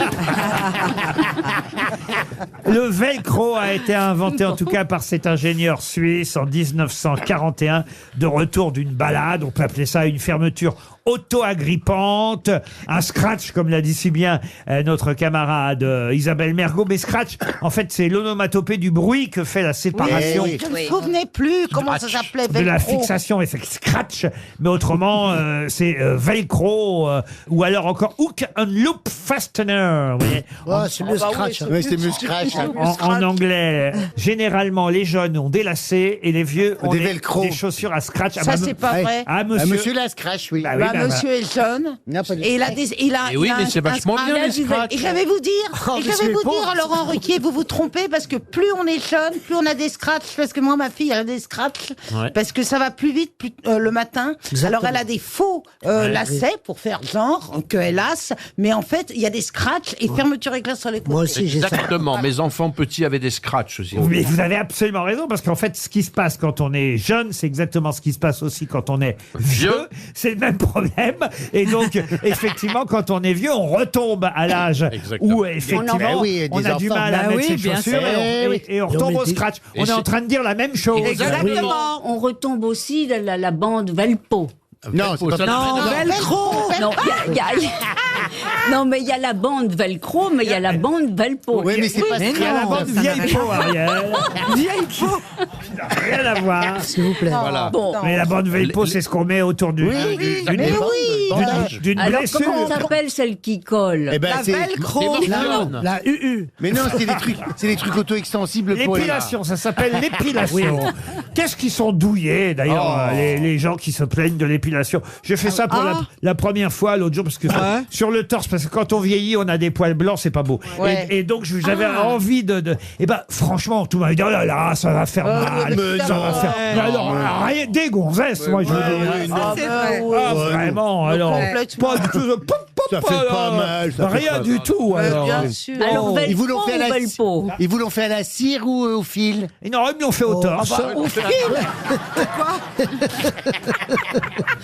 Au fil, t'es fou, c'est sur le visage, mais pas sur le. Je l'ai fait en Allemagne. J'ai eu peur. En plus, c'était à un monsieur, enfin, à une dame transsexuelle. Vous voyez ce que je veux Oh dire? là là. Ah oui, je vois très bien. Oh là, c'était une soirée arrosée alors. Et là, vous êtes revenu avec un hématome. Et elle m'a dit, non, mais je vous jure, c'est vrai, elle m'a dit, ça ne va pas faire mal du tout. Oh mon Dieu. Mais je vous jure que c'est vrai. J'ai les moyens de vous faire parler. J'arrive, je demande à faire. J'étais pas habitué, moi, jamais j'avais fait ça, vous voyez. Non, non. Et là arrive une dame dont on voit qu'elle n'a pas toujours été dame, vous voyez. Et, une dame à mais barbe. charmante, hein, cette dame. Mais elle fait qu'un fort accent allemand. Et elle me dit, vous allez voir, ça fait pas mal du tout. Ah bah, c'est rassurant. Mais, Laurent, pourquoi vous faites pas l'épilation définitive au laser? Oh bah non. Non, c'est au chalumeau que c'est définitif. Bah, bien sûr. Si, c'est vraiment Au bien. chalumeau, c'est vraiment Oh non, définitif. un homme ça a du poil. Oh, Alors l'autre. que y en Ça ait- veut rien dire. Ça veut rien dire ça. Et moi, je C'est vrai que chez vous, ça change tout.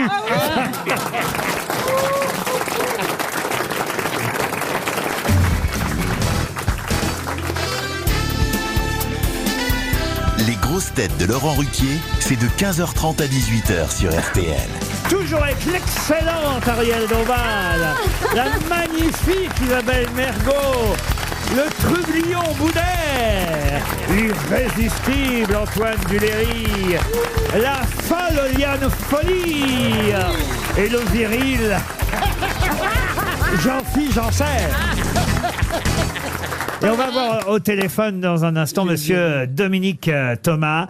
J'ai eu l'idée d'appeler monsieur Thomas, il faut le dire, grâce à un papier fort réussi publié dans le supplément du Monde. J'adore d'ailleurs le supplément du Monde. C'était il y a quelques semaines qu'il y avait eu ce papier avec un texte d'Alexandre Duic, des photos de Dana Tentia, des photos qui nous emmènent dans l'Indre d'ailleurs.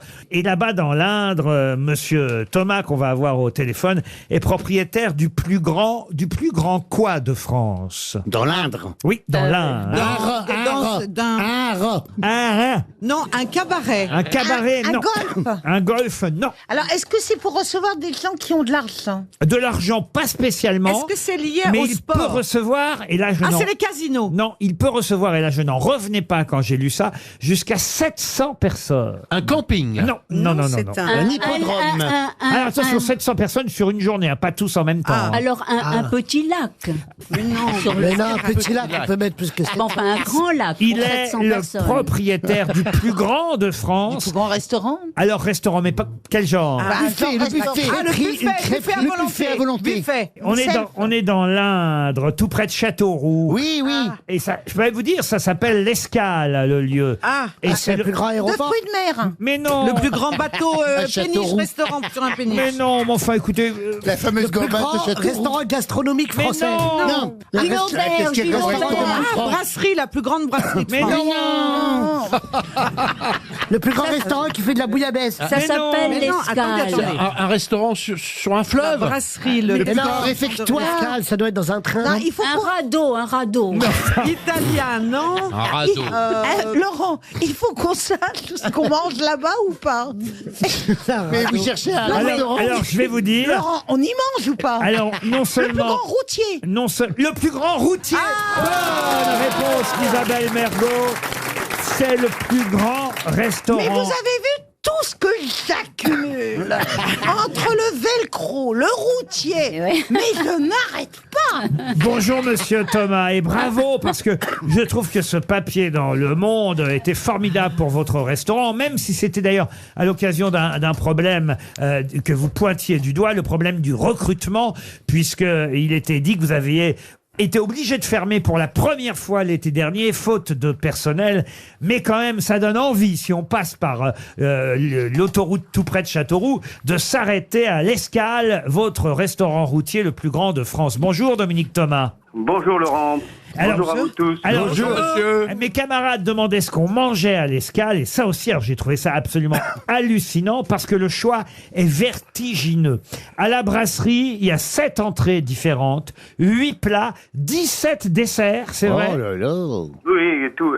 La particularité, c'est pas tellement le nombre, c'est surtout le fait que ce soit du maison. C'est l'établissement est maître restaurateur, donc tout ce que vous pouvez déguster chez nous, c'est fabriqué, c'est cuisiné, c'est élaboré à la maison. Parce que il faut le dire, le papier que vous a fait le magazine M, magazine du Monde, est tout simplement génial. Ça donne envie de venir vous voir, même s'il y a eu cette histoire de manque de personnel pendant l'été qui vous a contraint de fermer pour la première fois. Il fut une époque même où l'Escale était ouverte 7 jours sur 7, 24 heures sur 24, c'est vrai? C'est ça, c'est vrai, c'est vrai. Mais aujourd'hui, ce n'est plus le cas. Et non, depuis presque un an, depuis le déconfinement, en fait, on ferme à minuit et on rouvre à 5 heures pour nos amis les routiers. Mais il n'y a pas chauffeurs. que les routiers. Ah ben non, il n'y a pas que les routiers. Il n'y a pas que les... Non, ça représente à peu près 40 à 50% Mais on fait à peu près 600-700 couverts jour, oui, même beaucoup plus. Mais 17 desserts, c'est merveilleux. Non, mais il y a beaucoup plus que, en fait, il y a plutôt une trentaine de desserts, en fait. Oui, parce que moi, je parlais du menu, mais il y a aussi la carte. Et, voilà, c'est ça. Et à la carte, vous avez 8 autres plats de viande et une liste longue comme le bras de fruits de mer, nous disait le journaliste du Monde. Voilà, du homard, qui est l'emblème de la maison. Voilà. C'est le symbole de l'Indre. Voilà, en plein centre-France, à pouvoir manger un plateau de fruits de mer ou des huîtres ou des bulots ou des moules. Mais pardon Laurent, mais quel est le point important? Quel est le prix du menu? Ah, important, alors allez-y. Bah oui, on ne sait toujours pas. On a deux salles, hein. Une salle restaurant où le premier prix est à 28 €. Entrée, plat, dessert. Oui. Et une autre salle où le menu est à 24 €, entrée, plat, dessert. Alors, ce ne sont pas du tout les mêmes plats. Ce ne sont pas du tout les mêmes assiettes, pas du tout les mêmes. Et 15,50 € pour les chauffeurs. Les chauffeurs, oui, qui sont dans le cadre du travail. Et ils ont un menu, le fameux menu ouvrier, quoi. Mais alors comment vous les reconnaissez, les chauffeurs? Parce que si moi j'ai des gros bras, etc., moi je vais venir me faire tatouer avant. Et moi si j'ai avec ma sœur routier, on a le prix. La problématique des fois, c'est d'arriver à... oui, il y a des gens qui voudraient profiter de ces tarifs-là, mais si on les pratiquait pour tout le monde, on ne pourrait pas durer. Bah, évidemment. Donc on fait... non, mais c'est facile à reconnaître. Et vous êtes un peu poète à vos heures, c'est ce qu'écrivait Le Monde. Par exemple, il y a une entrée qui s'appelle « Le temps passe, les œufs durs ». C'est joli, ça. Alors, plus étonnant encore, dites-moi si c'est vrai ou est-ce que Le Monde a inventé cette histoire-là. Il y a la télé dans l'établissement qui est allumée, mais vous imposez Arte à tous les clients. Non, parce qu'en fait, il y a 3 ou 4, il y a 3 télés dans cette salle-là, et je tiens à ce qu'il y ait au moins Arte dans le grand écran. Ouais. En revanche, vous avez peiné à trouver le nom, mais si Bernard avait été là, il a déjà fréquenté notre établissement. Bernard Mabie, ça m'étonne pas. 8 desserts, tu parles. À 24 € le mec. Ça nous étonne pas de lui. Merci en tout cas, monsieur Thomas. Et effectivement, si vous passez du côté de Châteauroux, si vous passez par Lavin, c'est l'autoroute, c'est Lavin, eh bien, qui va à Toulouse, oui. Voilà. On a beaucoup de gens de Toulouse. Est-ce que Gérard Depardieu est venu chez vous? Eh bien, il venait, mais quand il était plus jeune, quand il était gamin. C'est sûr qu'il connaît bien ce lieu. Eh ben oui, c'est son coin, évidemment, l'Indre et Châteauroux. Bravo, monsieur Dominique Thomas. Une question historique pour Antoine Fleuret, qui habite Brive-la-Gaillarde, dans Corrèze. Quel est le participant le plus connu de la bataille de l'Épante, bataille pendant laquelle il perdit une de ses 2 mains? 1515 Marignan. Non, pas du tout. Pas du tout. La bataille de l'Épante, c'est en 1571. Ah, j'étais pas loin. C'est vrai, vous avez raison, quelque part, on est au XVIe siècle. Il faut donner un nom? Haroun Taziev qui montait les pentes. On cherche effectivement le nom d'une célébrité, une personnalité. On est sur la côte occidentale de la Grèce à l'époque. C'est une bataille navale. Et c'est vrai que là-bas, il y avait à l'époque un jeune, je vais pas vous dire sa nationalité, qui faisait partie des jeune grec. Non. Démis Roussos. Non, il n'était pas grec, parce que cette bataille n'opposait pas que des Grecs. Il y avait d'un côté l'Empire ottoman.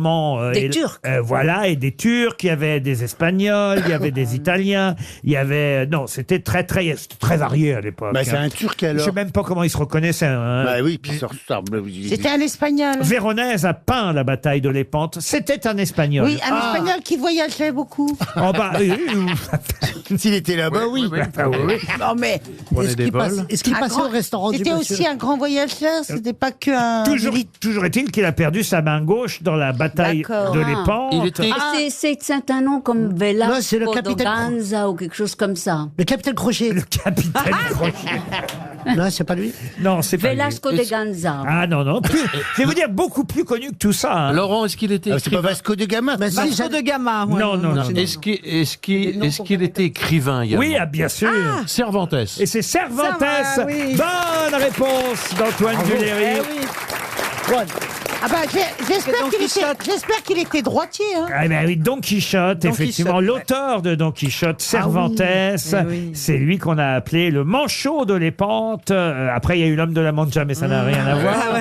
Mais il avait déjà écrit, donc. Comment ça? Il avait déjà écrit Don Quichotte. Ah non, il avait... sans main, c'est un Non, il y a la main droite. Il a pas eu la main gauche. Ariel, tu sais qu'on a 2 mains?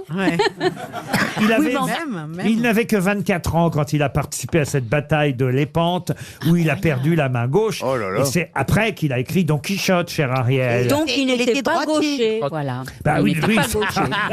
Enfin, peut-être qu'il était gaucher, mais il s'est forcé à écrire. il Après, il n'avait pas le choix. Hein. Une autre question pour Isabelle Journeau qui habite Rozoy dans l'Yonne. Quelle célèbre chanson, si on la chante en entier, traite de l'anthropophagie?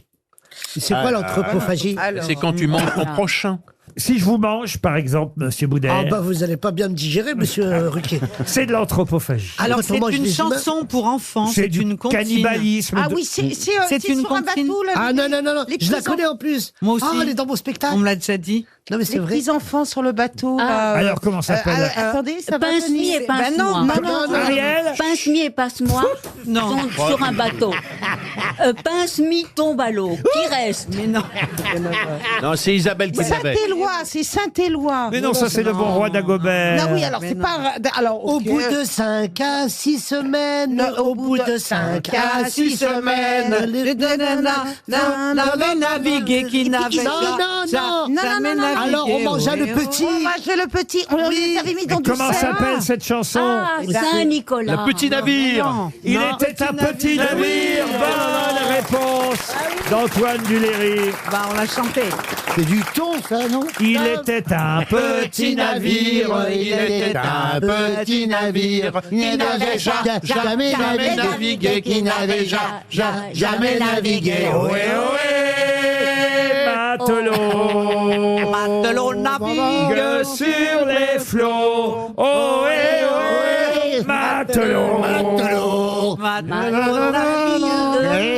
Alors ça c'est le début. Après il partit pour un long Au bout de voyage 5 sur la à mer 6 Méditerranée. Au bout de 5 à 6 semaines, Les vivres vinrent à manquer. Au bout de 5 Ah. ou 6 semaines, au bout de 5 à 6 semaines, les vivres vinrent à manquer, les vivres vinrent à manquer. ohé, ohé, On tira à la courte paille, on tira à la courte paille pour savoir ohé, qui sera mangé, pour savoir qui sera Ah, mangé. voilà. Ah oui, le sort tomba sur le petit jeune. Eh Si, bien- c'est vrai. Eh ben exactement. Bah ouais, c'est une bonne réponse quand même, j'ai un peu là, Le non? sort tomba sur le plus jeune. Bah merci beaucoup. Le mousse qui se mit à pleurer. Ouais, c'est vraiment de l'anthropophagie. Le mousse. Le mousse, ils vont bouffer le mousse. Ah bah oui. Et bien après, on cherche alors à quelle sauce. On cherche alors à quelle sauce le pauvre enfant sera mangé. Le pauvre enfant sera mangé. Sera mangé. Au restaurant des routiers, au restaurant.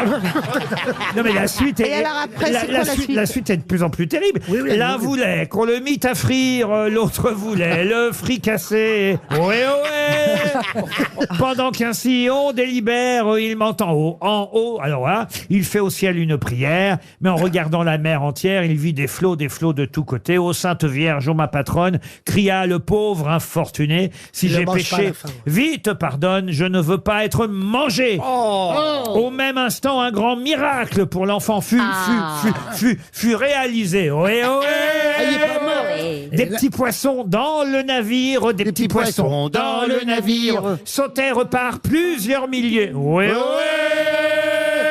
On les prit, on les mit à frire, et le jeune Moumous, Ah, Moumous. Ah, c'est Moumous c'est où Tafa. c'est que ça se passe? le jeune Moumous fut sauvé. Oh, génial. Ah ouais, la chance. Voilà, il était un petit navire en entier. RTL, quelle sera la meilleure histoire? Alors, c'est Stéphane qui va tenter de deviner à l'avance qui va raconter la meilleure blague. Bonjour Stéphane. Bonjour les grosses têtes. Bonjour Stéphane. Il est à Vaurouillac en Charente. Stéphane, que faites-vous dans la vie? Je suis ouvrier viticole. Oh, c'est quel bien. genre? Du vin rouge, j'imagine? Non, vin blanc qui sert pour l'élaboration du cognac. Ah ben, je suis bien tombé à côté alors, Et hein, pas de Stéphane. pinot, pas de pinot. Si, bien sûr. Stéphane, c'est les vendanges d'ailleurs là. Bien sûr. Bientôt. Bientôt. Ça va pas tarder. Vous cherchez de la main d'œuvre pour les vendanges? Non, nous, c'est essentiellement mécanisé. Ah bon, très bien. Stéphane, ce qui va être mécanisé aussi, c'est le choix d'une des grosses têtes. Il y a des bons raconteurs aujourd'hui. Attention, faut vous méfier. Le choix n'est pas simple. Entre Boudère, qui est un spécialiste, Antoine Duléry aussi, Jean-Phi, pas mal, Yann, bonne raconteuse. Oh là là. Isabelle Mergo, je vous dis pas. Quant à Ariel, alors. Si vous la comprenez. Alors, Stéphane, à votre avis? Allez, je vais miser sur Boudère. Ah oui. C'est un bon raconteur, Boudère. Oh là là. On terminera par lui. On va commencer peut-être par Monsieur Janssen. Oui, alors c'est un Français, il habite à la frontière franco-belge et il reçoit un de ses copains qui est jamais allé en Belgique. Alors il dit, tu vois là-bas, c'est la frontière belge, on va aller faire une virée en Belgique, tu vas voir, c'est génial, et tu verras, c'est pas loin, c'est chouette la Belgique, il y a des bistrots partout, c'est familial, et puis tu vas voir, c'est génial. Et ils arrivent en Belgique et ils arrivent sur une vaste plaine. Et il dit, tu vois là, nous sommes à Waterloo. C'est ici que s'est déroulée la bataille de Waterloo, c'est incroyable, non, hein, Waterloo, morne plaine. Et son pote, il dit, ah non, excuse-moi, pardon de te contredire, mais je suis pas de la région, je suis pas frontalier, mais j'ai toujours entendu dire que Waterloo se prononçait Waterloo. Elle dit non, on prononce Waterloo. Elle dit écoute, je suis désolé, je suis sûr qu'on dit Waterloo. Il dit ça alors. Et là, il y a un Belge qui passe à ce moment-là et il dit bah tiens, on va demander à monsieur. Elle dit oui, je peux vous aider. Il dit oui, on est français. Elle dit ça s'entend, monsieur. Il dit on a un petit différend avec mon ami, vous allez vite pouvoir nous aider. Il dit mon ami prétend que Waterloo se prononce Waterloo et moi Waterloo. Il dit c'est vous qui avez raison, monsieur, on dit Waterloo. Il dit, ah, tu vois, monsieur, il dit que j'ai bien raison. Il dit, attention, hein, moi je ne suis pas d'ici, je suis en vacances. Hein. En vacances. En vacances. Il a raté la chute. Ah oui, parce que... Il a raté la chute. bah oui. Oh là là. Oh le nul. Ah non mais la honte. Non mais la honte, monsieur. Oh oui, la honte. Vous avez bien fait de pas miser sur Jean-Philippe Janssen, hein, Stéphane. Liane Folly, à vous. C'est une femme donc qui parle de son mec à sa copine. Ah bah tu sais, c'est quand même grâce à moi qu'il est devenu millionnaire. Ah bon? Et avant alors, il était quoi? Bah, il était milliardaire. Elle est bien, elle est courte mais efficace. Ariel. Alors, Stéphane, c'est un homme qui entre dans un bureau de tabac et dit « Je voudrais un ticket de loto à 5 €. Ben, criez pas comme ça, fait le buraliste, je suis pas sourd. Le paquet avec ou sans filtre? Elle la raconte bien. Elle est bien. Bravo, Ariel. Ça, c'est pas Jean-Philippe. Hein. Oui. Isabelle Mergo. J'ai pas compris. C'est une blonde qui passe devant une quincaillerie et aperçoit un objet brillant dans la devanture. Alors elle entre et demande au vendeur « Bonjour monsieur, qu'est-ce que c'est que cet objet en vitrine brillant là ?» C'est une bouteille thermos. « Mademoiselle, lui répond le vendeur. « Ah, mais à quoi cela sert-il donc ?» Alors cela sert à conserver la température de ce que vous voulez mettre dedans. Ça garde les choses chaudes au chaud. Arrêtez-vous là. Et ça garde les choses froides au froid. Alors la blonde est enthousiasmée. J'achète! Le lendemain au bureau, elle sort sa bouteille thermos. À la pause du matin, son chef la remarque et lui demande bah, « Quel est cet objet brillant ?» « Une bouteille thermos, répond-elle. « Et ça sert à quoi ?» réplique le chef. « Eh ben, ça garde les choses chaudes au chaud et ça garde les choses froides au froid, lui explique-t-elle fièrement. « Super! Et qu'avez-vous mis dedans ?»« Oh, pas grand-chose, patron. Juste 2 tasses de café et un sorbet citron cassis. » Ah oui, elle est vraiment blonde. Monsieur Duléry. Alors, des éminents vétérinaires belges sont réunis autour d'une guenon très mal en point qui reste le seul spécimen au monde d'une race très rare. Ils savent qu'elle n'en a plus pour longtemps et que le seul moyen de sauver l'espèce est de la faire féconder avec du sperme humain. Comme il n'est pas possible de recourir à l'insémination artificielle, il faut qu'un graisse la table, comme dirait Pierre Bellemare. Les vétérinaires passent une annonce assez précise dans les journaux dans ce sens et quelques temps après, un type se présente. Bonjour monsieur, vous savez pour quelle raison vous êtes parmi nous. Il s'agit de guenon, pour sauvegarder l'espèce dont elle est l'unique représentante. Bon bien, je peux voir sa photo? Oui, bien sûr. Et c'est combien? C'est 2000 $. Bien, je peux vous demander 3 choses? Oui, bien sûr. Voilà, primo, quand on va faire l'amour, est-il possible qu'elle ne m'embrasse pas sur la bouche? Bien sûr, sans problème. Deuxièmement, si nous avons des enfants, je tiens à ce qu'ils soient baptisés catholiques. Là, les vétérinaires sont un peu embêtés, mais le gars insiste, c'est une condition sine qua non.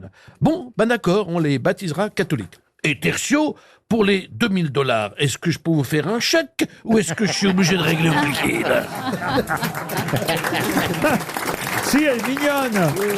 Elle est mignonne. Mais on termine par Boudère, puisque c'est sur lui que vous avez misé, Stéphane. À vous, monsieur Boudère. Alors écoutez, c'est en fin de journée, c'est en enfer, tout le monde est en enfer, c'est la fin de journée. Là, il y a un monsieur qui vient juste d'arriver. Et là, le monsieur qui s'occupe de l'enfer, il dit, écoutez, monsieur, là, vous êtes en fin de journée, je sais pas où je vais vous mettre. Bon, vous avez le droit à 3 portes, là, vous les ouvrez, puis vous choisissez une des 3 portes. Donc, il ouvre la première porte, et là, il voit plein de gens allongés sur... Et donc, voilà, c'est l'enfer. Donc, pendant toute ta vie, tu vas rester allongé devant. C'est pas ouf, ça. Il ouvre la deuxième porte, là, il voit des gens complètement debout, jusqu'à haut de la tête, de là, partout. Il dit, oh non. Il ouvre la troisième porte, et là, il voit des gens assis sur une chaise, les pieds sur de la... mais en train de boire un café. Et il dit, bon, bah, je pense que c'est la meilleure des portes. Donc, il rentre. Au moment où il rentre, il choisit la troisième. Il rentre, il s'assoit, il entend fin de pause café, tout le monde sur la tête. On va lui accorder la victoire. Oui. Stéphane, vous avez gagné, on va dire. Une question maintenant pour Olivier Gérardin, qui habite Bois-Colombes. Pouvez-vous me donner un exemple d'aphérèse? Autobus, bus. Expliquez. On enlève le auto pour faire un bus, on contracte. Non. Non. Oh là là. Ah si. Ou alors c'est cinéma, ciné. On enlève la queue. Ah non, justement, vous aviez raison. Alors c'est le début. Alors on enlève le début. Alors on enlève le début, c'est-à-dire que... Bah autobus, bus. C'est un exemple d'aphérèse. Voilà. Bravo. Bravo Isabelle Mergot. Et effectivement, omnibus, par exemple. Beefsteak, on enlève le début, ça donne steak. Ou américain, ça donne ricain. Ça, c'est l'aphérèse. Alors qu'à l'inverse, vous m'aviez proposé, par exemple... par exemple, cinéma, ciné. Et ben voilà. Et c'est une... je l'ai sur le... L'apocope. L'apocope. Voilà. La différence entre l'apocope et l'aphérèse, c'est que dans un cas, on enlève le début du mot et dans l'autre, on enlève... moi, je souffre d'apocope parce qu'on m'appelle souvent Isa et rarement Belle. Oh, c'est joli. C'est en tout cas une très bonne réponse d'Isabelle Mergot. Alors maintenant, j'aimerais, c'est une question culturelle pour Karine Estève, qui habite Cergy, que vous retrouviez le nom de ce philosophe grec qui, il faut le dire, imagina pour qu'on sorte son corps de l'eau un remède. Il demanda à ses esclaves de lui enduire le corps de fumier. Il alla exposer son corps à la chaleur et sous la carapace d'excréments qui le recouvrait, une meute de chien sauvage ne reconnut pas alors qu'il était un homme et le dévora. Voilà comment il est mort, ce philosophe grec qui avait envie de se soigner à sa façon, mais il faut le dire, cette affaire se termina très très mal. Rastapopoulos? Non. C'est un auteur très connu, un philosophe très connu. Alors, c'est un philosophe assez connu, c'est un philosophe grec. Alors, comme on dit de cette époque, on va dire pré-socratique, c'est-à-dire avant Socrate, c'est à lui qu'on doit des phrases. Comme quoi? Comme par exemple, tout passe. Vous allez me dire, c'est court. Ah, je sais. Parménide. Non. Alors. C'est Démocrite. Ce n'est pas Démocrite. Aristote. Tout passe Ce sauf n'est le pas fait... Sénèque. Sénèque. Non plus. C'était quoi la phrase, excusez-moi? Alors, il tout en a dit plusieurs. Il a dit, par exemple, tout passe. Ou il a dit, on ne peut entrer 2 fois dans le même fleuve. Confucius. Non. Ou encore, le plus beau des singes est laid. J'ai dit Parménide. Oui, et vous avez eu tort. Il a dit, passe-moi le sel. Démocrite. Non, je viens de le dire. Attends, Il a dit aussi, toutes choses naissent de la discorde. Et il a dit, tout passe sauf le fait que nous passons. Aristote. C'est Il a aussi dit- Aristote, non. Démocrite. Non plus. Il a dit, il fait chaud. Démosthène. Après, ils ont 3 fois que ça va marcher. On lui doit aussi une phrase comme par exemple « La contrariété est avantageuse » ou « La plus belle harmonie naît des différences ». Oui, Ah, Nico Ah, je Sagliasian. sais, c'est Parménide. Parménide. Non, mais vous l'avez déjà Tu dit. l'as dit 3 fois. Tu dis 3 fois. Il a que dit c'est vrai. Nikos Aliagas. Mais c'est le seul grec que je connais. Après, c'est des sandwichs. Si, on a déjà Non. dit des Miss Non, Rousseau. mais les plus éminents philosophes de, Mais juste oui. de l'Antiquité. Ah, Dionysos. Non, l'ont cité. C'était un Mais maître oui. pour Bah, ça eux, part Aristote. un maître pour Platon, pour Aristote, Ah oui, Platon. pour Plutarque, Pour pour Socrate. Sénèque, Mais oui. pour pour Marc Aurèle, pour Diogène.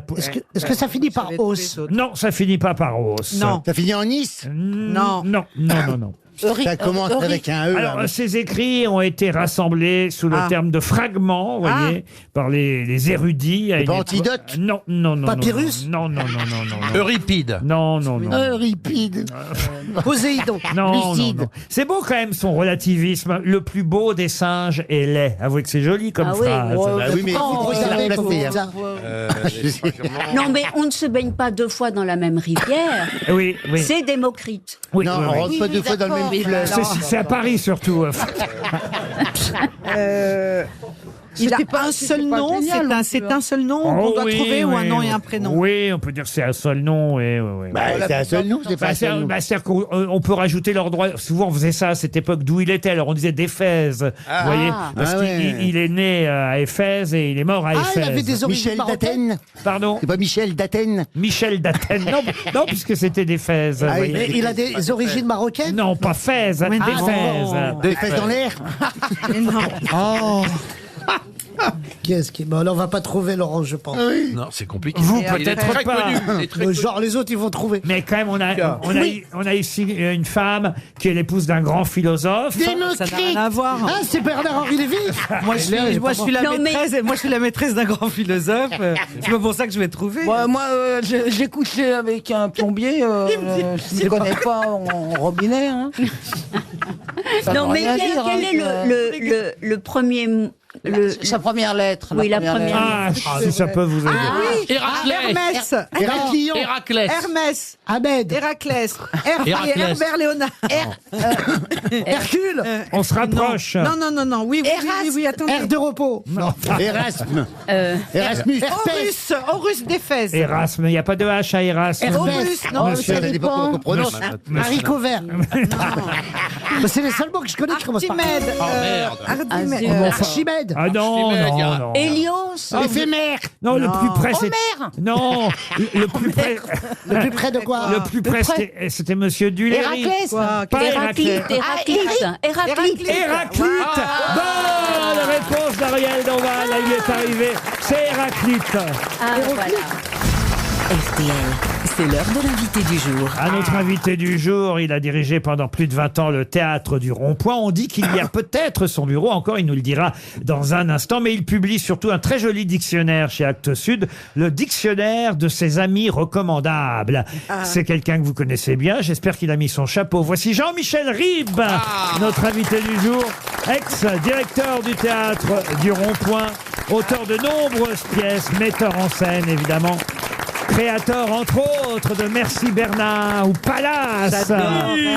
Dans lequel j'ai joué. Voici Jean-Michel Ribes, que vous connaissez bien, monsieur Duléry. Oui, puisque j'ai fait mes premiers pas avec Jean-Michel. Il a même produit une pièce que j'ai écrite avec Christian Charmetan, dans laquelle il y avait Isabelle Mergo. Mais vous Voilà. n'êtes pas dans la liste de ses amis, je vous le signale. Ah, bah je ne suis pas un ami de Jean-Michel Ribes. Alors, c'est pas Je suis bien. un admirateur. Alors attention, Pas un- vous allez avoir des tas de gens qui vont se plaindre, Jean-Michel Ribes, parce qu'effectivement, Mais voilà. il a fallu faire un choix dans tous ceux que vous avez rencontrés, mis en scène, ou produits, ou avec qui vous avez travaillé au théâtre, évidemment, du Rond-Point ou ailleurs, avant aussi, ou même dans Palace, dans Merci Bernard. Ça donne des amis recommandables, et ce joli dictionnaire, vous l'avez envoyé à tous ceux qui sont dans le dico. Non, pas encore. Je trouve que c'est bien qu'ils l'achètent. Ils sont recommandables, donc c'est des gens généreux. Duléry n'y est pas, vous ne l'aimez pas beaucoup, hein, Duléry. Mais vous savez, on en a la preuve aujourd'hui. tous ceux qui n'y sont pas, la première question qu'on pose, c'est mais machin n'y est pas, et finalement c'est de eux qu'on parle le plus. Il vaut mieux ne pas y être, Voilà, donc. voilà. Mais Bon, est-ce que moi j'y suis? Non, mais il y a un Ah parfum. ben tu n'es comme pas gentil. Non, ça dépend. Ça dépend. C'est Mais parfois pourtant, suffisant. ce qu'on a fait au théâtre du Rond-Point était quand même qu'est-ce pas que vous avez mal. fait au théâtre du Rond-Point, Ariel? El Tigre, voilà, je jouais Lana Turner et je chantais. Jean-Michel est si je peux me permettre, évidemment a été un très grand directeur de théâtre, mais c'est surtout avant tout un très grand auteur. Évidemment. Et on lui doit des émissions mémorables pour les téléspectateurs qui sont pas forcément si souvent que ça en salle. Hélas, au théâtre, en tout cas, ils se souviennent au moins à la télévision de Palace ou de Merci Bernard. Ouais, mais est-ce que c'est vrai que vous avez encore votre bureau au théâtre du Rond-Point, Jean-Michel Ribes? On le dit. Oui, non, c'est-à-dire que c'est pas un bureau au théâtre du Rond-Point. Je vole au-dessus du théâtre du Rond-Point, je plane au-dessus du théâtre du Rond-Point. Non, mais ce qui est agréable, c'est que mes successeurs, parce qu'on peut pas être remplacé, on peut vous succéder, sont des gens que j'aime bien et avec qui on est très en amitié justement, et on se parle beaucoup et j'y passe souvent. Alors, parmi ceux qu'on trouve dans votre dictionnaire, hélas, certains ne sont plus de ce monde. C'est pas le cas du premier, hein. Vous commencez par évidemment la lettre A, comme tout bon dictionnaire. Encore que vous auriez pu faire différemment. J'aurais bien vu un dictionnaire avec les lettres dans le désordre pour Jean-Michel Ribes. Oui, c'est vrai, sauf que les gens, mes amis sont déjà suffisamment désordonnés, ça aurait fait pléonasme. Mais le premier A, c'est Pierre Arditi. Lui, il est toujours vivant, Pierre. Bah voilà. Moi, j'adore Jean-Michel, je le connais depuis longtemps. Hein. Voilà. Ah, il n'a pas reconnu, apparemment. Vous dites de Pierre Arditi qu'il est un acteur absolu. J'aime beaucoup cette définition. C'est un acteur absolu qui réussit l'extravagant exploit d'être toujours lui-même sur scène et sans cesse comédien dans la vie. Oui, c'est vrai. C'est-à-dire que... Est-ce qu'il va bien le prendre, ça? Je crois que c'est un compliment quand même. Parce qu'être comédien dans la vie, ça permet à la fois de nous émouvoir et de donner du corps formidablement au personnage qu'il interprète. À la lettre B, on trouve Guy Bedos, qui, lui, hélas, n'est plus de ce monde. Et vous êtes très sincère, vous dites « Nous étions de vrais amis, comme il aimait, un jour sur deux. » Oui, c'est vrai. Vous vous fâchiez souvent avec Guy Bedos? Guy Bedos se fâchait tout le temps et le lendemain avait cette espèce de qualité d'adorer celui avec qui s'était fâché la veille, etc. C'était une espèce de clignotant assez savoureux. J'ai beaucoup travaillé avec lui. Il y a ceux avec qui on est amis, mais c'était il y a longtemps, et puis qu'on revoit au bout d'un long moment, et puis c'est comme si on ne s'était jamais quitté. Je pense à Gérard Darmon, par exemple. Oui. Gérard, il a vraiment commencé avec moi et on est resté pendant quelques années. Il jouait dans plusieurs de mes pièces, dont Les Fraises musclées, l'Odyssée pour une tasse de thé, et surtout Par-delà les marronniers, où il a créé un personnage magnifique qui était un boxeur poète qui s'appelait Arthur Cravant au milieu des années 1916-1917. Et j'adorais ce que disait Arthur Cravant, il le répète souvent, Gérard, « Je hais les imbéciles qui ne voient le beau que dans les belles choses ».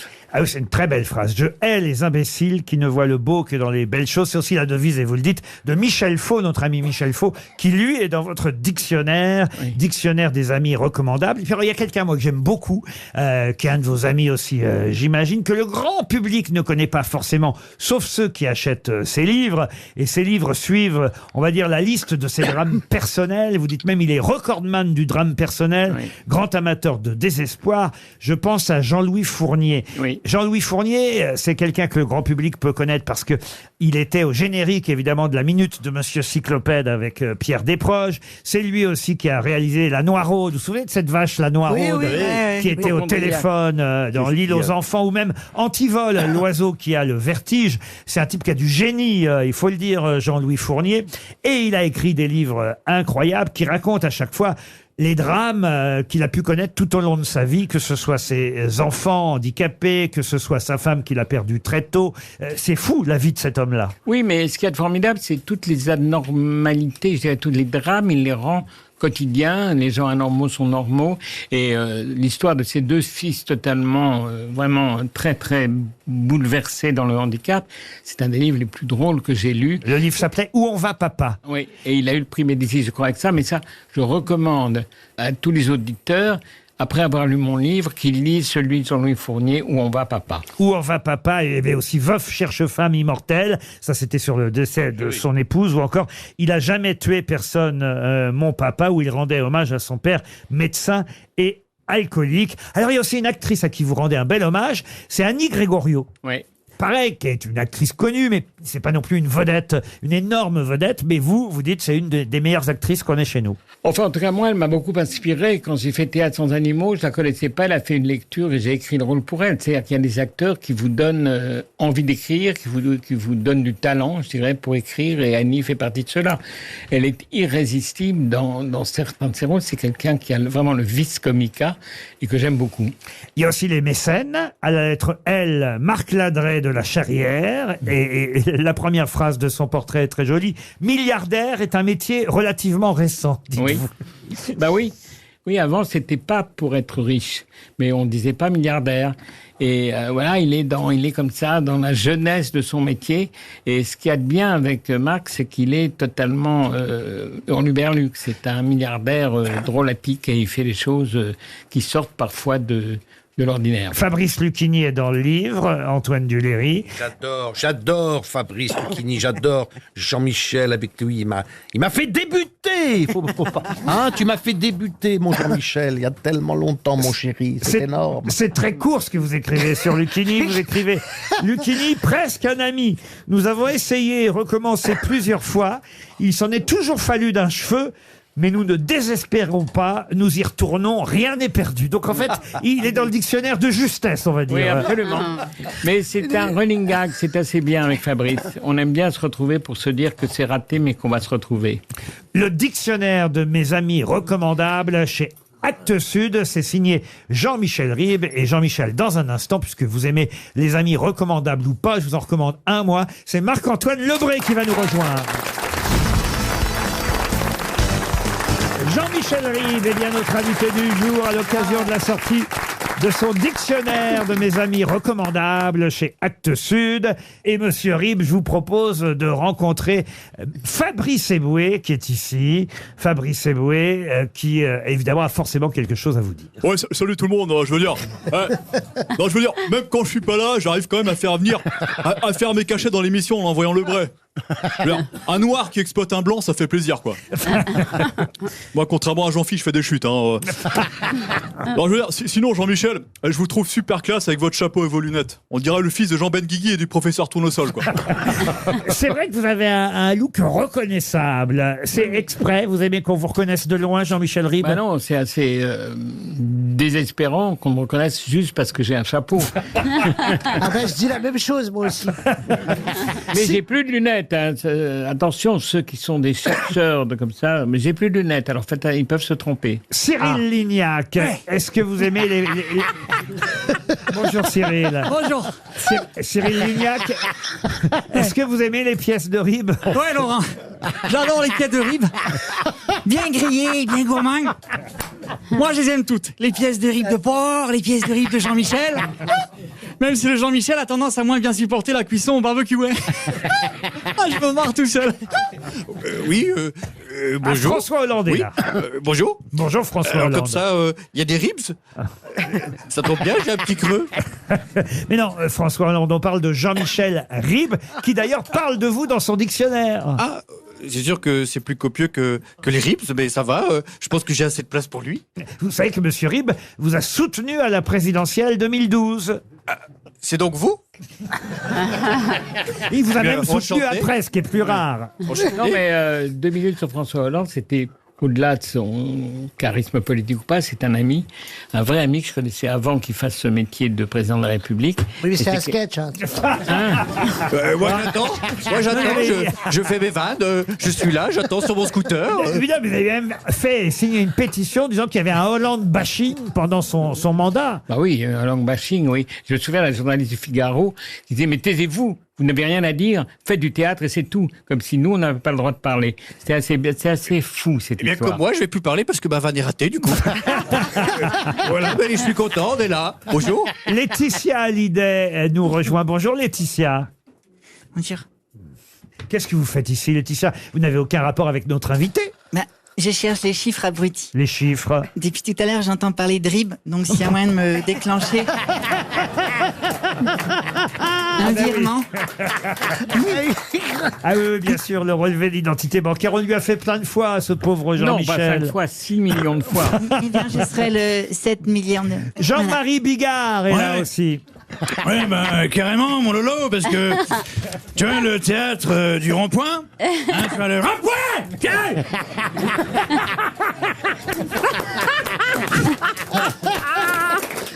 Je disais donc le théâtre du rond-point, ça réunit mes deux passions, le théâtre et les gilets jaunes. Voilà. Bravo à Marc-Antoine Lebret que vous allez retrouver dans RTL. Bonsoir dans quelques minutes. Qui regrettez-vous, Jean-Michel Ribes, de ne pas avoir eu dans votre théâtre du Rond-Point à l'époque où vous le dirigiez pendant plus de 20 ans? Est-ce que vous avez des regrets? Alors, le grand regret que j'ai, c'est pour quelqu'un que je trouve un génie absolu, qui est un acteur, pour moi, qui est le plus grand acteur du monde, qui est Michel Serrault. Et Michel Serrault m'avait téléphoné en me disant, je viens dans ton théâtre absolument, mais je veux lire la fin de ma vie, ce que je viens d'écrire, etc. Puis j'improviserai sur scène. Je lui ai dit, tu fais ce que tu veux, tu viens quand tu veux. Et il venait tous les jours... s'essayer, regarder le plateau, etc. Et puis, malheureusement, il est mort. Michel Serrault, donc, manque à votre dictionnaire des amis recommandables.